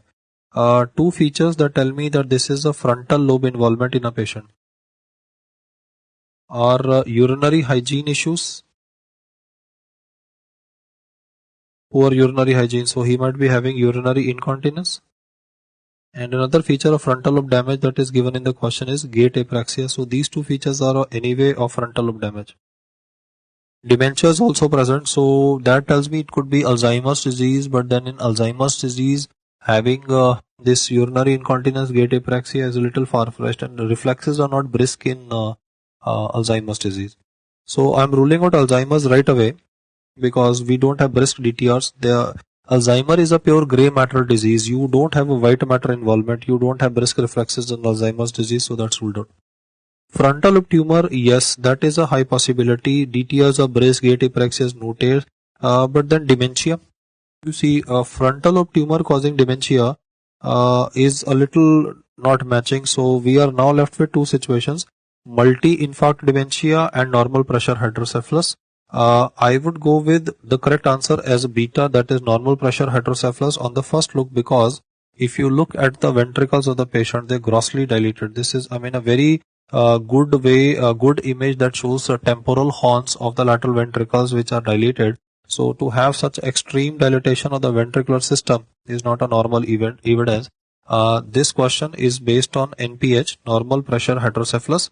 The standard features are dementia, then there is ataxia, and there is incontinence. Instead of ataxia, they can also be apraxia, gait apraxia, because of the involvement of the frontal lobe of the patient, and there can be incontinence in the patient. Normal pressure hydrocephalus is unlikely to have a aphasia. Usually the question asked is not seen. That not seen is aphasia in a patient. Reason for normal pressure hydrocephalus? Well, this term is itself an enigma, that you say normal pressure hydrocephalus. I mean, a lot of students, they query, sir, on one hand you say hydrocephalus, then you say normal pressure. So the concept is that in this condition, because of the fact that the ventricular system gets dilated, the pressure gets dissipated, so pressure can be normal also. And this condition is an idiopathic condition. It is characterized by more CSF production at night. Exact reasons are not known, but we can diagnose it on basis of a CT scan, and yeah, this is a cause of reversible dementia. That's again an important issue to be remembered. One of the causes for reversible dementia is normal pressure hydrocephalus. Triad mentioned here is dementia, ataxia, and incontinence. Well, this is a repeat question. You look at it and you know it. This is butterfly distribution of adenoma sebaceum. The image here shows acneiform lesions. These acneiform lesions are present in butterfly distribution. So whenever you see acneiform lesions in butterfly distribution, which is adenoma sebaceum, and simultaneously they have given a non-contrast CT scan. Why it is NCCT? Because you can see the whiteness of the bone. The whiteness of the bone is NCCT, and then you can see these white lesions, these periventricular lesions present. So because of the periventricular lesions which are present, these are subependymal astrocytomas. These are periventricular lesions which are present in the patient. These are subependymal astrocytoma. It is not a ependymoma. This is a subependymal astrocytoma which is present in these patients.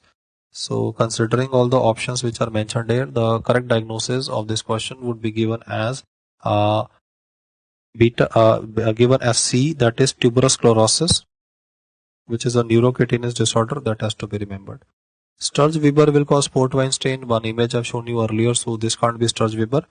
Von Hippel-Lindau, well, it usually is associated with renal cell cancer and then retinal, and it can be associated with spinal cord hemangioblastoma.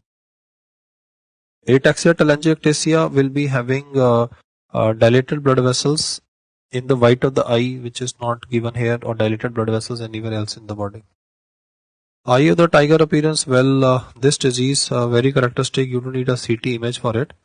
Eye of the tiger appearance is mainly to highlight the fact that there is iron deposition in the putamen, and this iron in the putamen will be repelled by the magnetic field of the MRI. So like the eyes of an animal will shine in the dark, similarly here I would say that like the eyes of the animal are shining in the dark, the putamen of the patient would look very prominent, very in your face, and this is a presentation of a neurodegenerative disorder by the name of Halovirden-Spotts disease. This is a presentation of Halovirden-Spotts disease.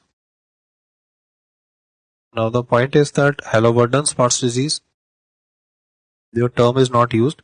The new term for this is delta, that is pantothenate kinase associated neurodegeneration. Huntington's chorea will have a boxcar ventricle. I've said that earlier. Dilated third ventricle. In this, the third ventricle looks okay. Multi-system atrophy, hot cross Bunsen. And multiple sclerosis, I've shown you the image earlier that should show presence of Dawson fingers. So why A, B, C is not an answer is because, well, you are having predominantly data given in the question itself, eye of the tiger appearance in a non-contrast CT scan. So one of the animal inspired signs basically. A patient presents with GCS of 7 with nuchal rigidity and bloody CSF. These two tell me that this is a subrectal hemorrhage, probably due to rupture of berry, and GCS is low, so that means patient is in coma. Which is wrong about the condition? Blood in the sylvian fissure. Yes, I can see that. Blood in the sylvian fissure. This is the blood in the sylvian fissure. Seizures. In subrectal hemorrhage, there can be a release of BNP. I've said that earlier also, which can cause natriuresis, and if sodium in the body is less than 120, it can definitely cause seizures.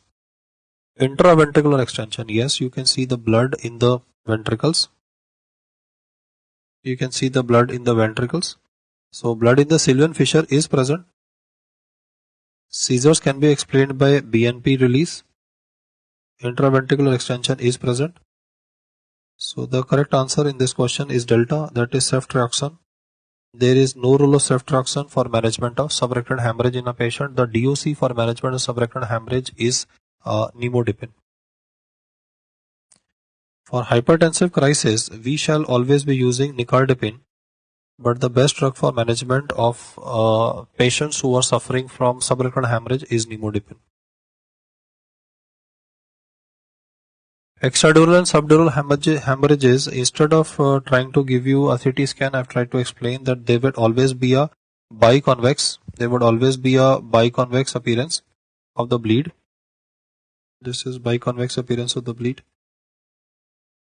Biconvex appearance of the bleed. And in subdural, it would be concavo-convex appearance. As you can see here, this area, this is concavo-convex appearance. So you can easily differentiate between extradural hemorrhage and a subdural hemorrhage on the basis of biconvex and a concavo-convex bleed. Extradural hemorrhage will have bleeding from the middle meningeal artery, so you can see the midline shift. This is the uncus, this is the midbrain. So this would be compressed midbrain herniation. So in these patients, there would also be third nerve palsy on the side where the bleed is present. Midline shift would be present in both of them whenever there's a CNS bleed, but you can differentiate on the appearance of the bleed.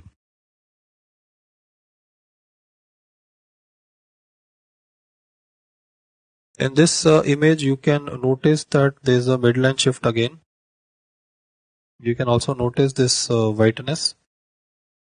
This tells you that there's a intraparenchymal hemorrhage for the patient.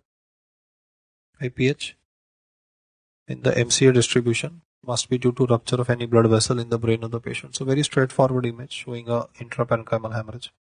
45-year-old lady presents with left-sided ptosis and headache for several hours. Patient was non-cooperative during physical examination. CT scan and ECG was done.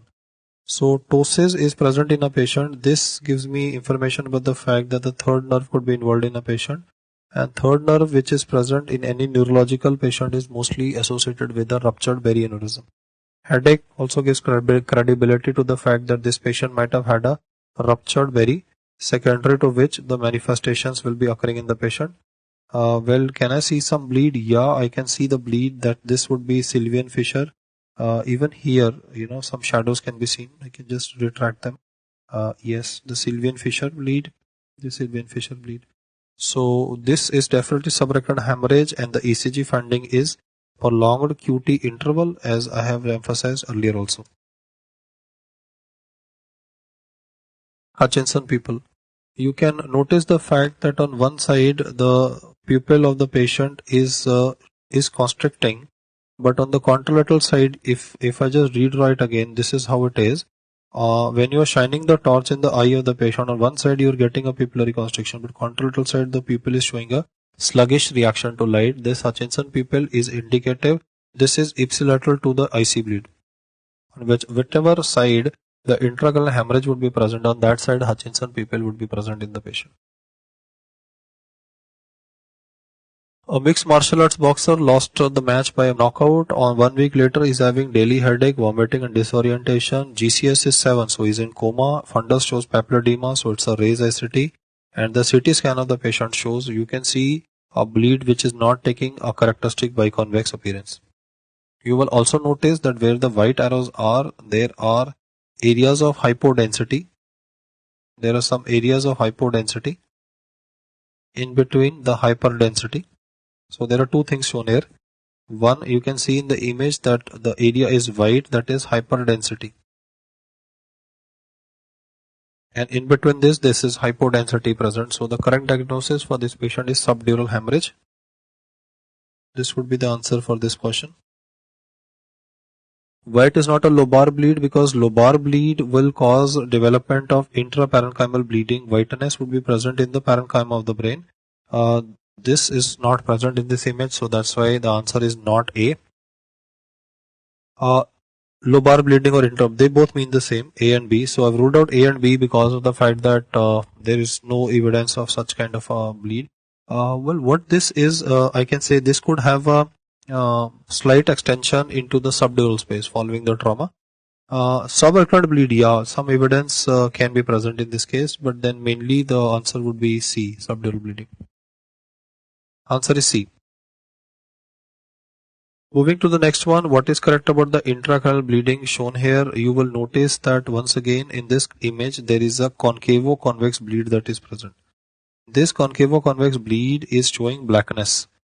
This is blackness. This is showing hypodensity, not hyper. It is hypodensity, so that means that the blood has been absorbed, because in early part of the illness it would be hyperdense, that is whiteness would be present, but now it is black because the blood has got absorbed. So it will take some time for that to happen, and therefore we will not call it acute, we will call it chronic. There are two options with chronic, epidural and subdural. The correct answer would be subdural hematoma. It's below the dura mater and a hypodensity seen. So closely worded question, but pretty straightforward to get. Answer to this question is alpha A, and it's a chronic subdural hemorrhage. As you can see in the figure, the bleed is giving a black appearance, which means that the blood is getting absorbed. In the next image, we have a 55-year-old diabetic patient who is developing sudden onset hemiparesis and facial asymmetry. So when you read about sudden onset hemiparesis and facial asymmetry, you know that this is involving MCA territory. This is a stroke involving MCA territory in the patient. Now there's a pointer to this straight structure. I would just highlight this structure, this one, where the arrow is present. And the question says, what does it show? So the NCCT of this patient shows a hyperdense MCA sign. This is due to thrombosis in the MCA of the patient. So whenever MCA is involved and there's an ischemic stroke in a patient, hyperdense MCA sign can be seen. It's not seen in all cases. It's just sometimes that when a stroke patient would come, usually a late presentation, that a hyperdense MCA sign indicating ischemic stroke can be present. Choice number C and D are anywhere ruled out. Cystic encephalomalacia would mean there's a malformation in the brain parenchyma. So we can't see any malformation of the brain parenchyma either. So correct answer is A. Moving to the next one. Risk of stroke following a TIA. Remember, there is a scoring pattern known as ABCD2 score. A stands for age, B stands for blood pressure, C is clinical symptoms, D is duration, and then why D2? That is, D2 is for, as you can see, duration, and then diabetes mellitus. Total score can be going up to 7. The message is that if a TIA patient, what is TIA patient? This would be neurological symptoms in a patient that are gonna last for duration less than 24 hours. The symptoms might disappear within 1 or 2 minutes also, but if neurological symptoms appear and disappear within 24 hours and the CT head of the patient, a non-contrast CT scan head of the patient is normal, then it gives credibility to diagnosis of TIA. Now, can a TIA patient develop a stroke? Yes. We will evaluate the patient on ABCD2 score, and if all these parameters are positive, let me say the score is 7 in a patient, that means that there will be something like approximately 22% chances that the patient will develop stroke in the next 48 hours. Now that's pretty substantial, no? Like if I'm saying 22, I can extrapolate that to 25, and I can say that 1 in every 4 patient who comes to my hospital with a TIA can develop a stroke manifestation. So this is a good score. You can download it to your mobile, and there's a drop down menu. You can just select like age of the patient, BP of the patient, clinical features. Clinical features, important ones are, there's a drop down menu. Obviously this is only a table representative of that. Unilateral weakness, speech disturbances. So unilateral weakness is giving more importance than speech disturbance without any weakness, aphasia. Then symptoms of 10 to 15 minutes. And symptoms are more than 60 minutes. I mean, shorter is the duration, less will be neurological symptoms. And if patient is a diabetic, then diabetes, you very well know, the patients of diabetes are at risk for accelerated atherosclerosis. So that is the reason why in these patients there would be higher chances of development stroke. Stroke should be treated if it is acute ischemic stroke. Ideally, we should treat the stroke patient within 3 hours of symptom onset. Ideally, 3 hours of symptom onset we should be treating. But if a patient reaches hospital late, then we will be doing a intra-arterial thrombolysis. If he comes within 3 hours of symptom onset and we are treating him, that is IV retaplase. But if it is after 3 hours, then we can go in for intra-arterial retaplase. In a MCQ, if they say what is the upper limit of management of ischemic stroke, it is 4.5 hours. This was a recent AIMS question. They've asked about upper limit of thrombolysis in ST elevation MI. So the upper limit of thrombolysis in ST elevation MI is a good 12 hours. Upper limit of thrombolysis in ST elevation MI is good 12 hours, and upper limit of thrombolysis in acute ischemic stroke is 4.5 hours. Do remember the fact that when it comes to ischemic stroke is more common, and between these two, thrombotic stroke is more common than embolic stroke. Though some books are saying contrary to that, but most neurology books tend to say the fact that thrombotic stroke is more common as compared to embolic stroke in a patient. Hemorrhagic stroke is relatively less common. Do not base your diagnosis of hemorrhagic stroke just by reading the word hypertension in a question, because even hypertension patients can have ischemic stroke. So ischemic stroke is more common. That's the commonest variety of stroke in clinical practice. The FDA approved drug for management of ischemic stroke is retaplase, and the preferred thrombolytic drug for myocardial infarction ST elevation MI where cath lab facilities is not available is eltaplase. Upper limit in ischemic stroke is 4.5 hours. In ST elevation MI, upper limit is good 12 hours. These are both indications for thrombolysis. Identify the lesion. You can see gross facial asymmetry. The first thing that strikes you right when you look at the image is the facial asymmetry of the patient, which right away tells you that seventh nerve is involved. Now in the question he's trying to trick you into left versus right and supra versus infranuclear region. So first we find the site. Let's find out which side is involved. You are requesting this lady to close her eyes. You will notice that she is able to close the eye on the left, but she is not being able to close the eye on the contralateral side. On the contralateral side, you are noticing a bell sign. You can notice, if you look carefully, the black of the eye of this lady that is rolling upwards. This black of the eye of this lady that is rolling upwards is technically known as Bell's sign, and Bell's sign is diagnostic of Bell's palsy. Bell's palsy is a lower motor neuron lesion because it is lower motor. Bell's palsy is lower motor. Therefore, the diagnosis of this question will be given as left-sided. If I put this as a midline, left-sided lower motor neuron paralysis, that would be infranuclear lesion. In this particular case, the answer would be D.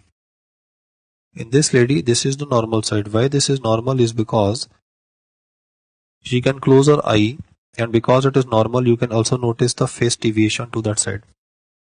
The reason why the face is deviated is because there is a weakness of the facial muscles on the contralateral side. So because of the weakness component, the face is deviated towards one side. Therefore, the answer to this is delta.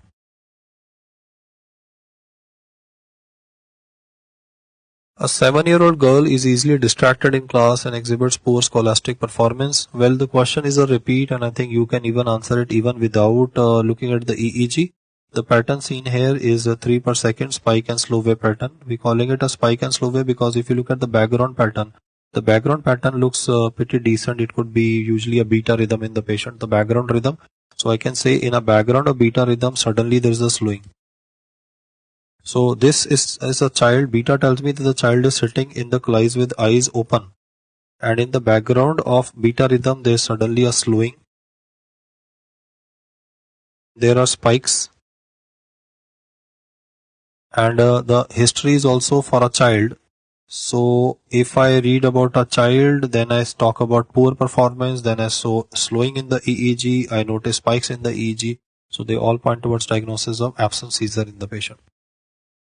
In myoclonic epilepsy, we can be having a slowing and spikes, but then the spikes are unequal.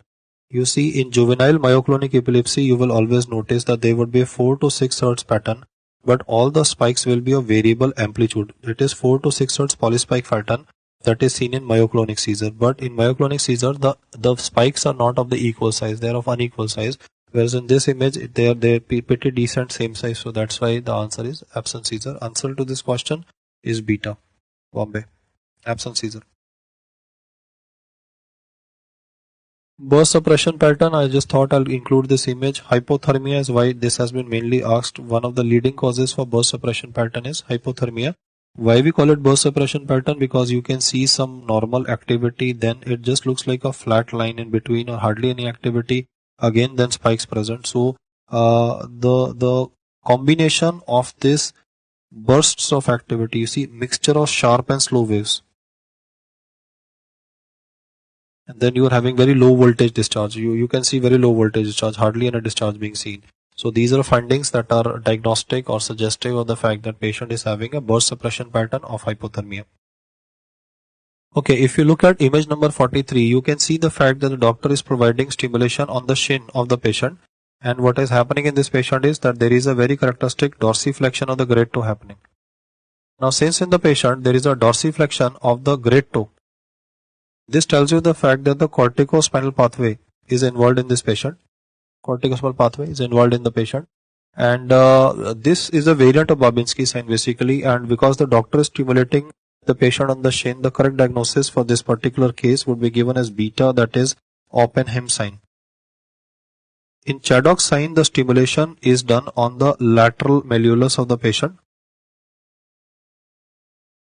In Gordon's sign, the stimulation is done by squeezing the calf muscle of the patient.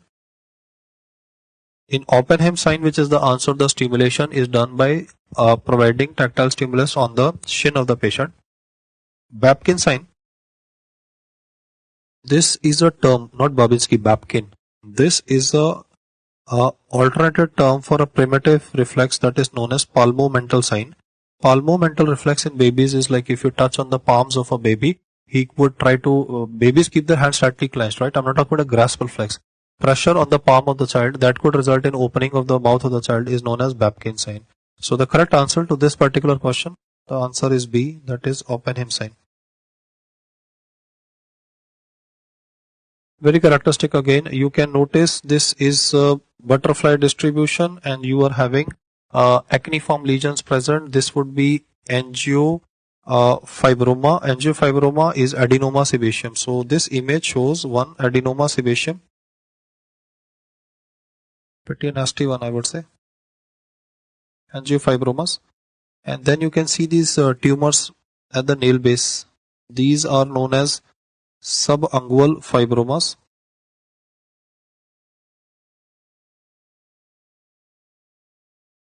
This subungual fibroma that I have mentioned here before you is also known as Coinen tumor. So the correct answer to this particular question will be given as beta, that is angiofibroma, periungual fibromas. Neurocutaneous disorders are being asked, you will notice a little more frequently. This is again this mulberry-like growth which is present. This mulberry-like growth is again Coinen tumor. So answer is Coinen tumor. This is a subungual. It is originating from below the nail. So subungual fibroma. And this will also give appearance of like a fungal infection. You can see nail is yellow. Then even here you can notice that the nail looks yellow. Nail looks basically dirty. So you can casually look at it. It might look like a fungal infection. But then the correct answer to this particular question is alpha. Okay, in the next image, which is again I would say animal inspired sign, you will be able to notice that he is basically shown a panda. So face of panda appearance is the objective of the discussion. Face of panda appearance is a MRI finding that is encountered in Wilson disease. You see, in Wilson disease, which basal ganglia is involved? In fact, you should be able to, remember that basal ganglia involved in Wilson disease. I'm deliberately keeping a lag period here. I'm right. I could have written it. You can remember that in Wilson disease, the basal ganglia involved is the lenticular nucleus. Lenticular nucleus implies two things, and that is gonna be globus pallidus, and then would be putamen. That's the basal ganglia that is involved, and then even midbrain can be involved in patients of Wilson disease. So face of panda sign is a characteristic feature in Wilson disease. It's a little difficult to pick it up in MRI head, I would say, but still you can notice similarity between the blackening of the eyes around the blackening of eyes around in the face of the panda and the lesion seen in the area of the basal ganglia. A little difficult to pick up maybe from a distance, but the question says all are true about the image given except, that is Wilson disease, all are true except. Elevated serum copper, yes, that's a feature. Neurologically speaking, they develop dysarthria, that is true. Fanconi's anemia, well, you see, in Wilson disease there is an increase in urinary copper. An increase in urinary copper results in development of Fanconi syndrome in a patient. Fanconi syndrome is damage to the proximal tubule of the kidney, so it is not a Fanconi's anemia. What is a Fanconi's anemia? Fanconi's anemia is a congenital aplastic anemia, and both of them obviously do not mean the same. So remember the fact that in Wilson disease, high urinary copper will cause damage to the proximal convex tubule, and that is known as RTA2 or is known as Fanconi syndrome. Globus pallidus and putamen damage. Yes, that is the correct statement. We do have involvement of that. So the correct answer to question number 46 is C. That is, it's all except MCQ. We don't have a Fanconi's anemia in Wilson disease. The given ancestry shows presence of, you can see the bleed here, this area, bleed present in this area. So this is definitely a intraparenchymal hemorrhage, not an intraventricular hemorrhage as is given in two choices. And he just probably wants to see whether you know the sides or not. So just when you're sitting the way you are, left side opposite of the way you are, like if you're looking at this image at the moment, opposite of this is left and right. So this is a left sided frontal lobe intraparenchymal hemorrhage. So answer to this question is C, left intraparenchymal hemorrhage. Answer is Calcutta. In a rural posting, a 35-year-old farmer comes to the OPD, identify the conditions shown. You can see very characteristic deformities in the legs of this patient. He is walking with a stick. So the diagnosis is skeletal abnormalities, probably due to drinking water contamination with fluorosis. Also in the X-ray in the hand, you can notice this calcification which is present. And the calcification that is usually present in these patients is in the the calcification that is present is in the area which is between the radius and the ulna bone. So there could be calcification of the fascia between the two bones, which is again shown in this image. So the correct answer to this question would be given as alpha, skeletal fluorosis. Neurolathyrysm will present with spasticity. So both B and C condition, patient will not be able to walk. Patient will be having paraparesis. Patient will be having weakness, and therefore it is not possible for patients to walk. Guillain-Barré syndrome is again a condition where patient will not be able to walk because there would be a flaccid, there it's impossible to walk at all, even stand. Flaccid paraplegia will be seen in the patient. So D is straightforward ruled out. This is more based on the fact that there would be these skeletal abnormalities and there is a calcification of the fascia between the two bones. Comment on the diagnosis. You can see this lady, there is no facial asymmetry. So one, I'll look at the image, there is no facial asymmetry. She is having a normal eye on this side, but there's definitely ptosis on the left side. So this is the left-sided ptosis in this lady, and this left-sided ptosis is indicative of third nerve palsy.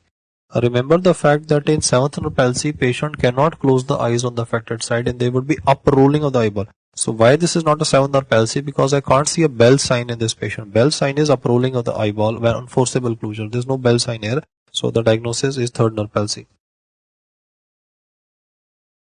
In a very tall patient with arm span more than height, the thumb projects below the palm. You can just try to flex your thumb and make your fist like this. It doesn't project. At least my thumb is not projecting. So this is a long thumb. This image basically is suggestive of arachnodactyly.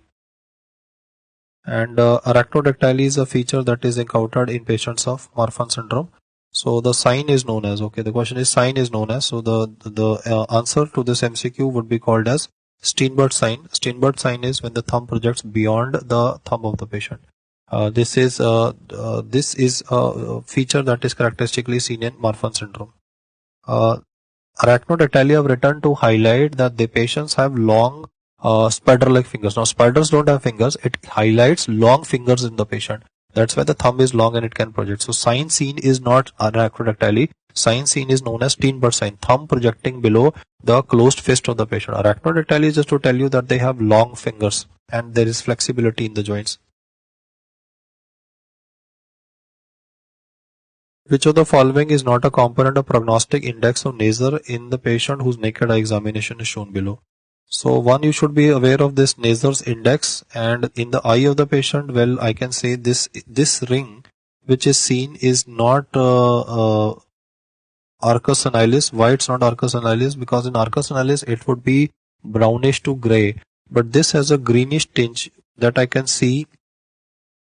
So the two things, that is Naser's index and a greenish tinge of a ring that is shown, will be called as a KF ring. And in Wilson disease, where you get a KF ring, Naser's index is used to evaluate for the need for transplantation. Why do you calculate the Naser's index? This is to calculate the need for requirement for transplantation of the liver of the patient, and the components of Naser's index are known as BIT. BIT would stand for bilirubin. I is INR, that is international normalized ratio. Other name for international normalized ratio is prothrombin time, and bit T stands for SGPT. There are three components of the Naser's index. Not a component is urine copper. So answer to this question is D. The image shows a KF ring.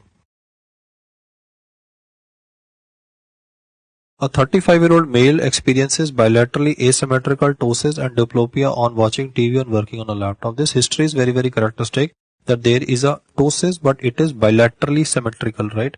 It is bilateral, but it is asymmetrical. Because it is asymmetrical ptosis, this gives a diagnosis of myasthenia gravis. If it is a symmetrical ptosis, we will think in terms of a chronic progressive symmetrical ptosis. We will think in terms of chronic progressive external ophthalmoplegia. But asymmetrical ptosis, that is always a diagnostic or a feature that is seen in myasthenia gravis. The question says, what is the test that is useful? Nerve conduction velocity, no, because there is no nerve in myasthenia gravis. It is receptors that are involved. So we will have to go in for tensilon test or measure the antibody titers. In this question, I am ruling out D because this is not a muscle disease. This is not a nerve disease. The correct answer to this question will be beta. The test that is useful will be IcePack test. IcePack test is having same efficacy as a tensilon test. You see, all they are doing is that if you splash cold water on the face of myasthenia gravis patients, we usually find ptosis reduces. So it was just by accident that this IcePack test was found out, and the efficacy of IcePack test is equal to that of tensilon test. In tensilon test, give adrophonium to the patient. Adrophonium can contribute to development of cholinergic crisis also. Comment on the diagnosis based on the image shown below. So you can see a huge vascular malformation on the face of the patient, and this is the feature that is seen with plexiform neurofibromatosis. This, I would say, is a straightforward diagnosis. Malformation on the face. There's no neurocutaneous disorder present here. It's just a malformation of face in the trigeminal distribution known as plexiform neurofibromatosis. The following MRI head shows. You can see this multiple bubbles in the area where the ventricles are. This is a soap bubble appearance. And this soap bubble appearance is always a feature that is seen with cryptococcus. In AIDS positive patients, you can get a soap bubble appearance. This is seen with Cryptococcus neoformans. We normally diagnose Cryptococcus neoformans on basis of lumbar puncture report, that is ELISA for cryptococcal antigen, and India Inc. obviously will help in identification too. But the MRI finding is known as soap bubble appearance, and that is diagnostic of this particular infection. Treatment is amphotericin B. Starry sky appearance, well ruled out, because in this particular image there is no cortical lesions. Dense MCA sign, I've shown one of the images before. This is not showing any blood vessel, but it is showing these multiple white lesions in the lateral horns or temporal horns of the ventricles, or I would say adjacent to the ventricles. Ring enhancing lesions, definitely not. So the correct answer would be soap bubble appearance. What does the CT head show in this particular case? You can see that in this particular image there is a air fluid level. Now air fluid level in a CT scan head, this is always diagnostic of a brain abscess. This is because there is a air fluid level which is present here. So air fluid level is a suggestive of diagnosis of brain abscess. The answer to this question would be beta. The given MRI head shows craniopharyngioma. Craniopharyngioma is seen in the area of the pituitary, that is superiorly. Here if you look at the arrow is pointing at the brainstem of the patient. You can see this is the midbrain. This is the pons of the patient. So the lesion is in the area of the pons. This entire circumscribed lesion, this is in the area of the pons, and therefore the diagnosis for this patient would be given as a pontine glioma.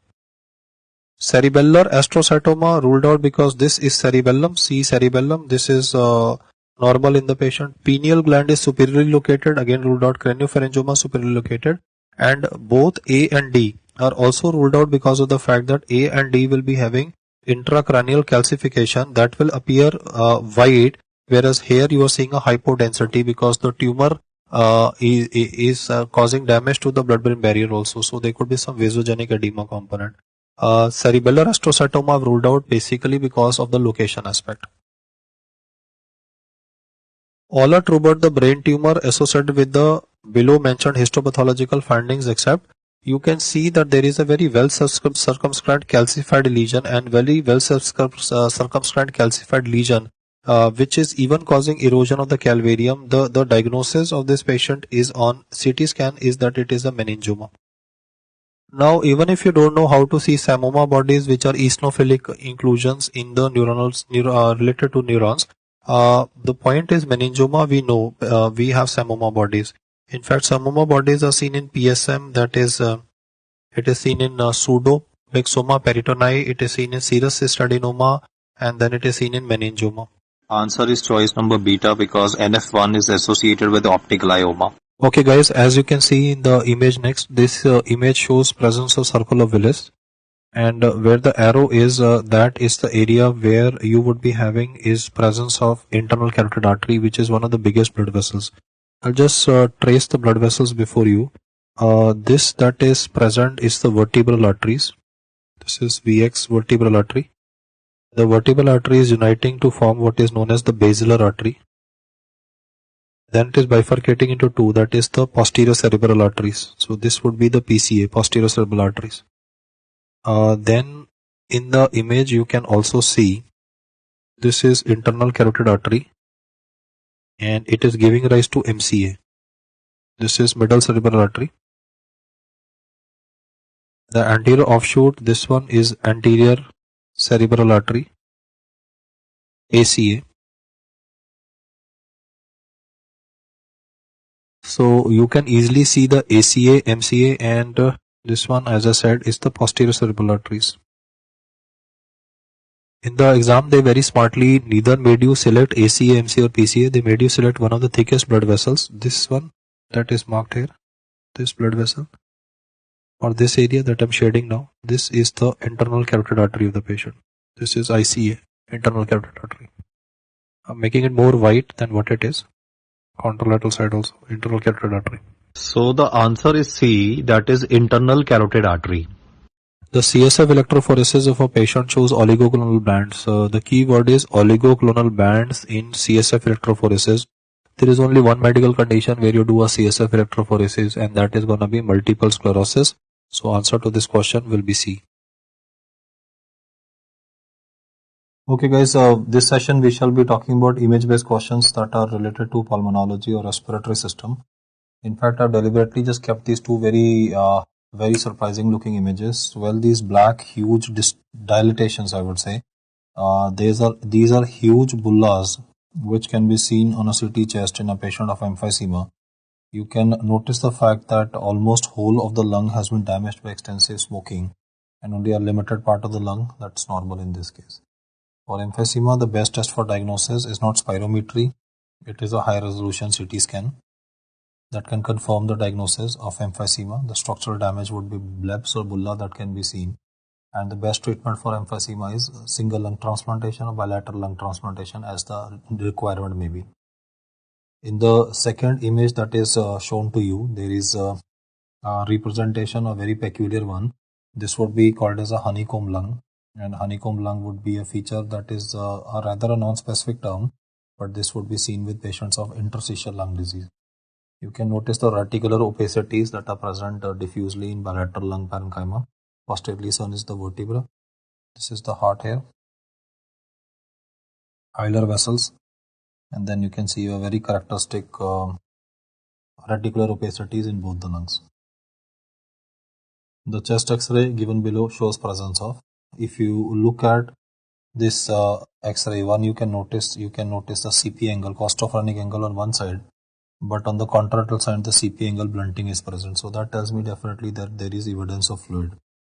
Now normally in pleural effusion, when the fluid will accumulate, the superior border will always be having a S-shaped Ellis curve, but in this image you can see that the upper border of this representation is straight. So the correct diagnosis for this question is not a pleural effusion. The correct diagnosis would be heteropneumothorax. That would be answer to this particular question, alpha. The point is, in case of pleural effusion, you will notice that the fluid will accumulate like this. So there would definitely be a whiteness in the X-ray. But when it comes to a pleural effusion in a patient, you would always be able to notice a very characteristic S-shaped curve with respect to a pleural effusion, because the fluid will gradually accumulate. It will first cause obliteration of the costophrenic angle.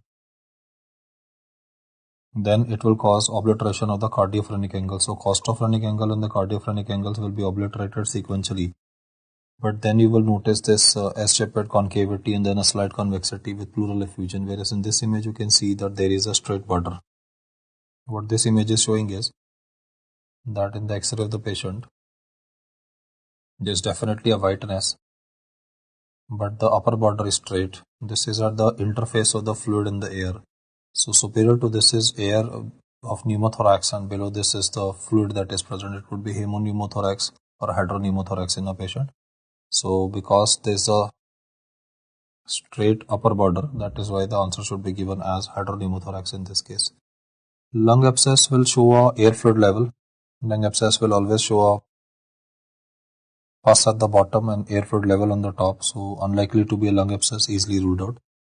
And when it comes to a lung collapse, then collapse will never have such a sharp border that is mentioned in this particular image. So again, the correct diagnosis by exclusion turns out to be alpha. Okay, in this image you can see adult undergoes multiple FFP transfusions for excessive bleeding after cardiac surgery and is developing respiratory distress.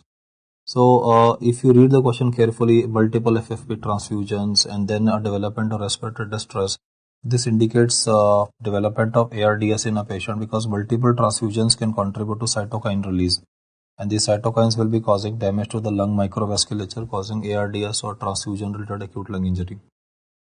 Volume overloading of the heart, choice alpha, is unlikely in the question because the patient is having excessive bleeding. So excessive bleeding tells me the fact that it is unlikely to be volume overloading.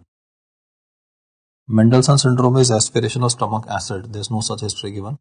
In pneumomediastinum, you will be having a continuous diaphragm sign. There is none present here.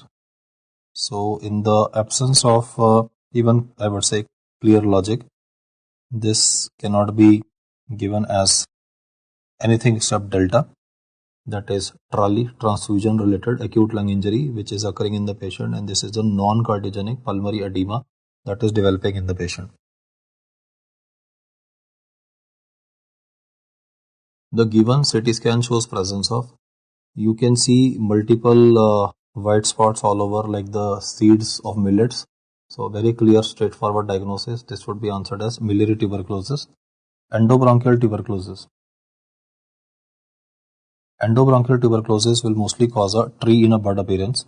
So why it is not a endobronchial tuberculosis is because of tree in a bud appearance, but here you can see these multiple whitish spots present almost everywhere, which is very characteristic and easy to identify for miliary tuberculosis, which is a manifestation of disseminated tuberculosis.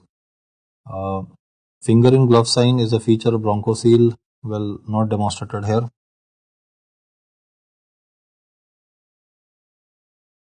Bronchoscale will show a radiological finding of finger in glove sign, not present in this one. And central bronchiectasis, this is seen with allergic bronchopulmonary aspergilloma. But in bronchiectasis, we will be able to see centrally dilated airways. In the airways, the tracheobronchial tree looks pretty decent enough. I can see the tracheobronchial tree. I'll just try to show it before you. The tracheobronchial tree looks pretty okay and decent. We can see these fine striations of the tracheobronchial tree subsequently. So tracheobronchial tree is fine, so that will rule out both central bronchiectasis as well as endobronchial tuberculosis. So the correct answer in this question is alpha, miliary tuberculosis, which is a disseminated tuberculosis. A 35-year-old hypertension patient has the following chest X-ray in an annual medical checkup. What does it show? One, he says left ventricular hypertrophy. In left ventricular hypertrophy, the cardiothoracic ratio of the patient should be significantly increased. In this case, cardiothoracic ratio looks pretty decent and looks normal. So I would not like to keep that as an answer at the moment. Pulmonary artery hypertension. In pulmonary artery hypertension, you have fullness in the area of the pulmonary artery. But in this case, we are not able to see any significant pulmonary artery hypertension. Also, pulmonary artery hypertension should cause right ventricular enlargement. And if the right ventricular enlargement will occur, then the apex should be lifted upwards. It is lifted laterally. Apex in patients who are having right ventricular enlargement, the apex of the heart is lifted upwards and laterally. So even that is not happening in the case. So pulmonary artery hypertension looks unlikely. Coarctation of aorta, cor pulmonale. Now, cor pulmonale will cause right ventricular failure, and in this question there is no evidence of any right ventricular enlargement definitely. So, two choices can be easily ruled out right on reading the question, B and D, because this disease does not have involvement of the right hand side. Why? Because there is hypertension, so it has to be something with the left side of the heart. So, either the X-ray should be showing target organ damage of hypertension, left ventricular hypertrophy, or should show coarctation of aorta. In this case, if you trace it, you will notice the fact that you can notice a image like this with the indentation.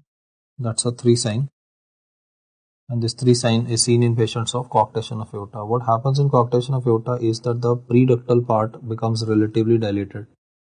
So that dilatation of the pre and the post, there's a preductal part, there's a postductal part, or I would rather say that the proximal segment will tend to dilate, which is responsible for 3 sign. Provide the diagnosis based on the presentation below.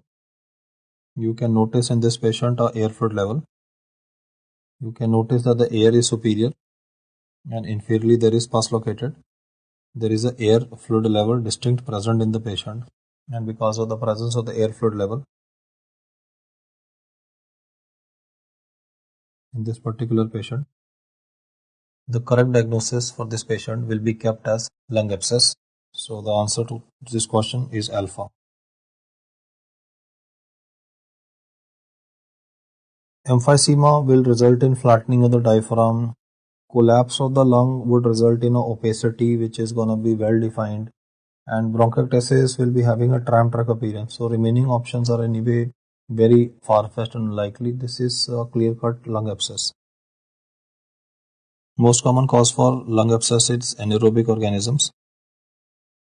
Anaerobic lung abscess is common in those patients who are having impaired airway clearance.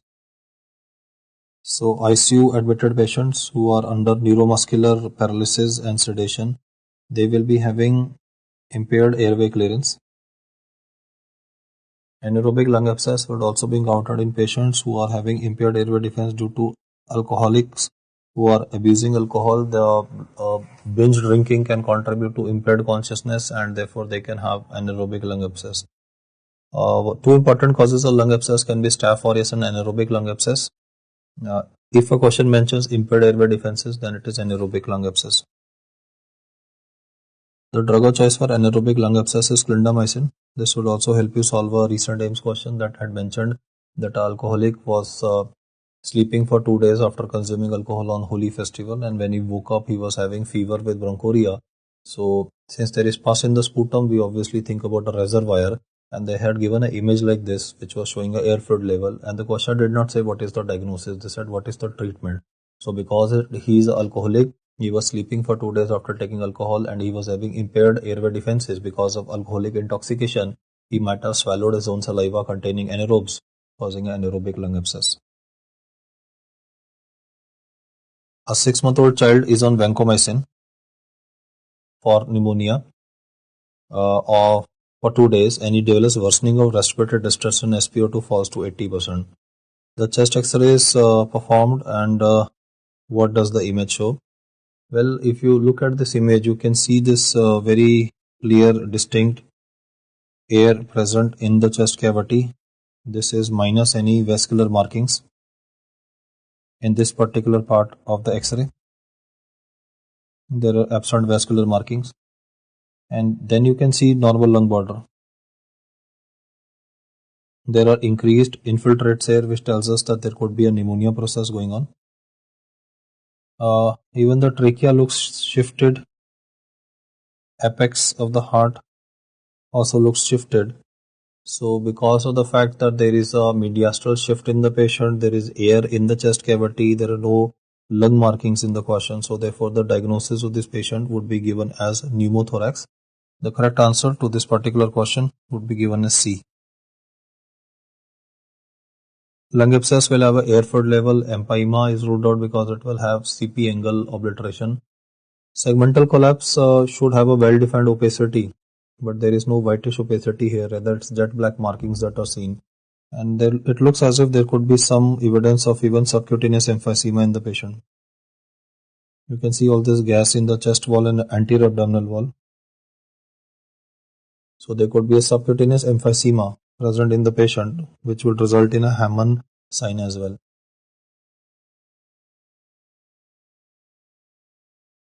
Well, in tension pneumothorax, what happens is that there is accumulation of air in the pleural cavity, and once you have air in the pleural cavity, the pressure will compress on the lung from outside. This will result in mediastinal shift in the patient, and therefore there would be a development of obstructive shock.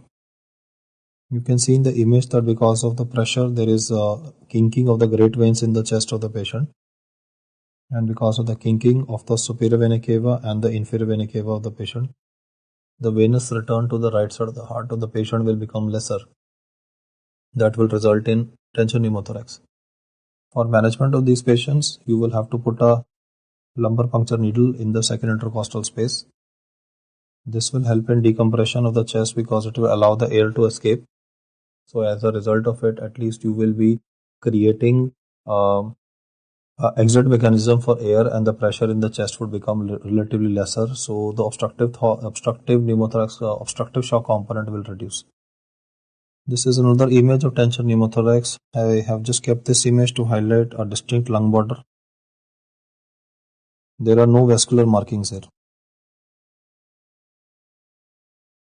whereas you can see distinct vascular markings on the contralateral side. There is also some evidence of air with respect to the heart of the patient. So there is also concomitant pneumomediastinum occurring in the patient. There is a mediastinal shift also. So all the findings for no vascular markings, extreme black X-ray, well-defined pleural margins, air around the heart of the patient, mediastinal shift, they point towards diagnosis of tension pneumothorax. Comment on the diagnosis of the patient. In this case, you will notice that the pneumothorax is left-sided. This is the lung border. This is the collapsed lung. This is the collapsed lung. You can see air at positive pressure in the chest cavity without any vascular markings. Trachea is shown a little deviated to the contralateral side. So the correct diagnosis of this particular image would again be given as tension pneumothorax. I kept multiple images of tension pneumothorax because that is the one that is most difficult for most students to appreciate. Also look at this particular area. It is relatively lower as compared to the contralateral sign. This would be called as deep sulcus sign. Deep sulcus sign also helps in identification of pneumothorax in a patient. So correct diagnosis is tension pneumothorax.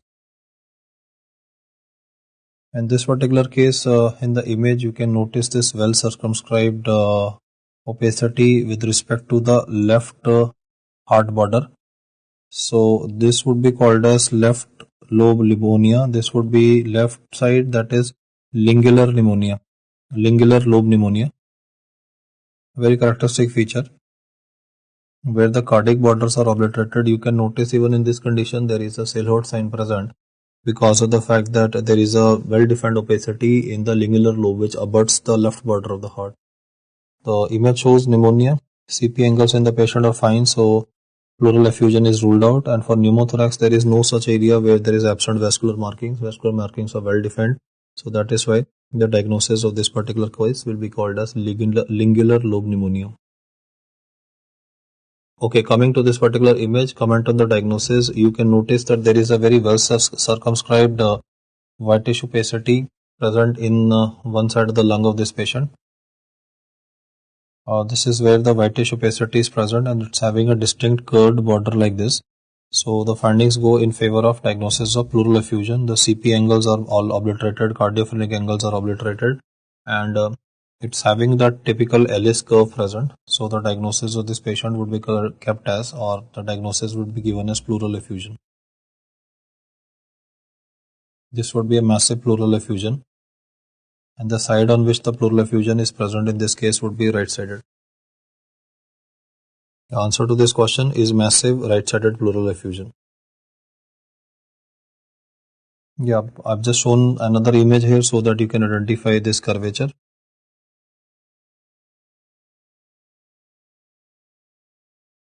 This is again diagnostic of the fact that there is a pleural effusion present in the patient.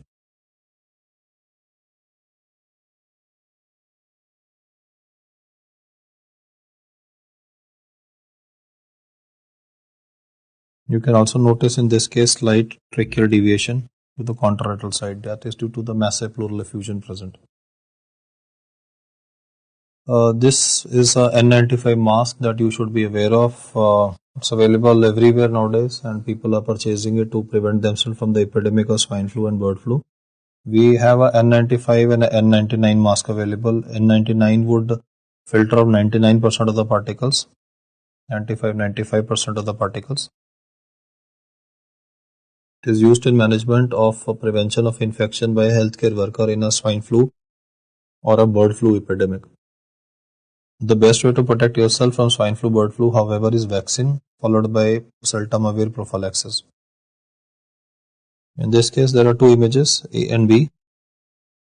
In one of the images, you can very well notice perihilar infiltrates. You can also notice slight minimalistic pleural effusions developing in the patient. The heart of the patient also looks relatively dilated. Considering the perihilar infiltrates present in this particular image, considering the pleural effusion present in this case, and relatively increased heart size, we will say that this would be cardiogenic pulmonary edema. A would be called as cardiogenic. In image number B1, I would like you to draw your attention to the fact that the cardiac borders are very clearly appreciated on both the sides. Normal vascular shadows are also present. The edema is like it's starting from the periphery and it is coming towards the middle. The heart size also looks okay in this case. So the right hand side X-ray should be called as non-cardiogenic. Even the CP angle, very clear. I'll just show it once again to you. This area, CP angle looks clear. You can see once again, the CP angle is very well defined CP angle. So because of the fact that the costophrenic angle is normal in this case, there is a pulmonary edema that is starting from the periphery onwards. Therefore, the correct diagnosis for this question, that is the image on the right hand side, would be given as non-cardiogenic pulmonary edema, whereas choice number A would be called as cardiogenic pulmonary edema, especially because of perihilar involvement in the patient. Identify the chamber enlargement. You can notice that the apex of the heart in this case is lifted upwards. The right ventricle tends to form the base of the heart. When it enlarges, it lifts up the apex of the heart.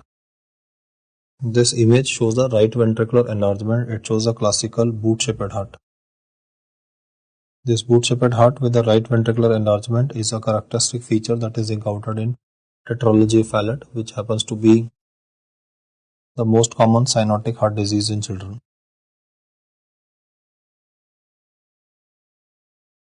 A breast cancer patient presents with difficulty in breathing. The chest X-ray shows. You will notice these huge, big circumscribed lesions. Huge ones everywhere. So these would be called as cannonball mets. Pneumothorax will have findings which I've discussed earlier. There should be a well-defined pleural margin, deep sulcus sign not present. Pulmonary artery hypertension should have prominence of the pulmonary artery segment not present. ILD will show rather constricted lungs or shrunken lungs.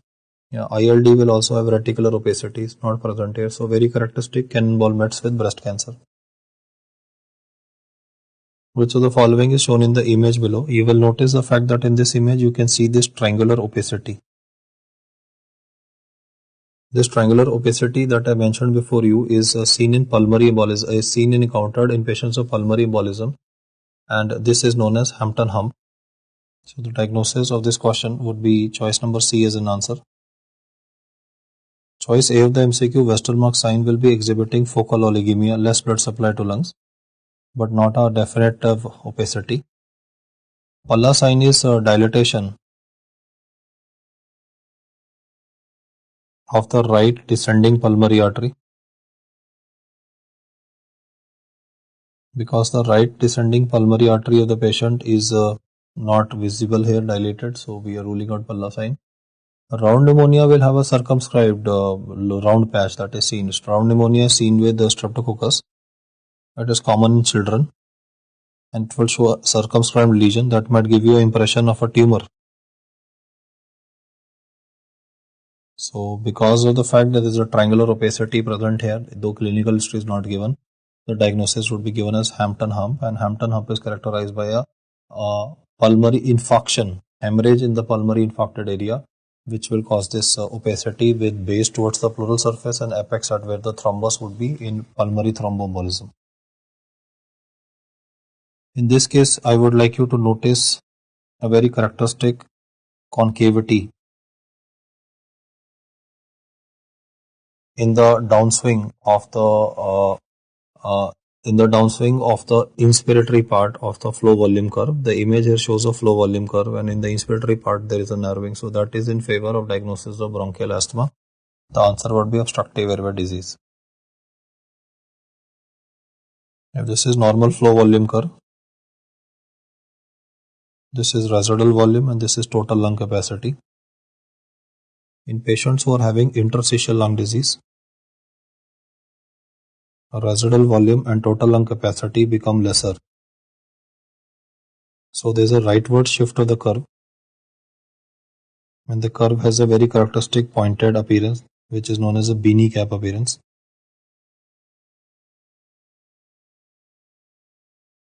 Whereas in patients who are having bronchial asthma,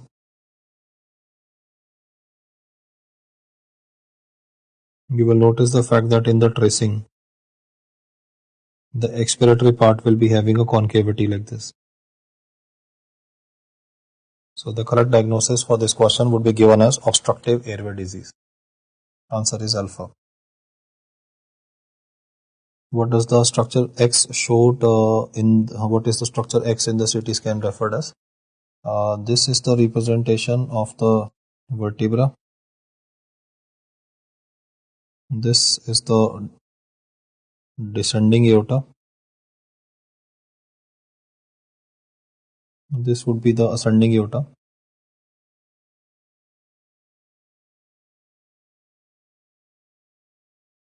And the structure along with this, where the X structure is marked, this one. This would be the superior vena cava of the patient. The correct answer to the question would be C, that is superior vena cava. The question is just seeing that whether you are able to evaluate the structures correctly. The following structure that is marked here, this one is the pulmonary artery.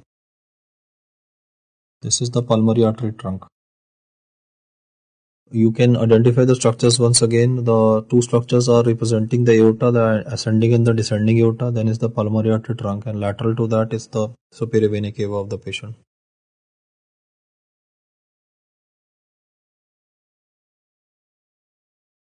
This is a feature in endobronchial tuberculosis tree in bud appearance, this area. This is like the tracheobronchial tree. And then we have this tree in a bud appearance.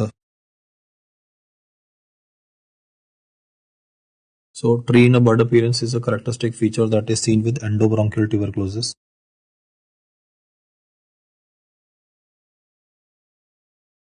In the next image, you can see that this is a ground glass appearance, which is again diagnostic of patients of interstitial lung disease. So the correct answer to this question would be alpha, tree in a bud appearance and a ground glass appearance.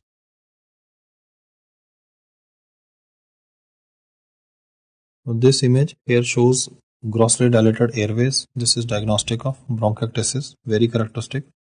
Dilated airways, cylindrical dilatation of airways is present. Pneumatocysts will be much more smaller, so to have so many pneumatocysts is unlikely. So I'm ruling out B because one number of pneumatocysts cannot be so much. This is definitely not a normal scan. And in loculated empyema, then you will see additions. So the correct answer to this would be alpha only.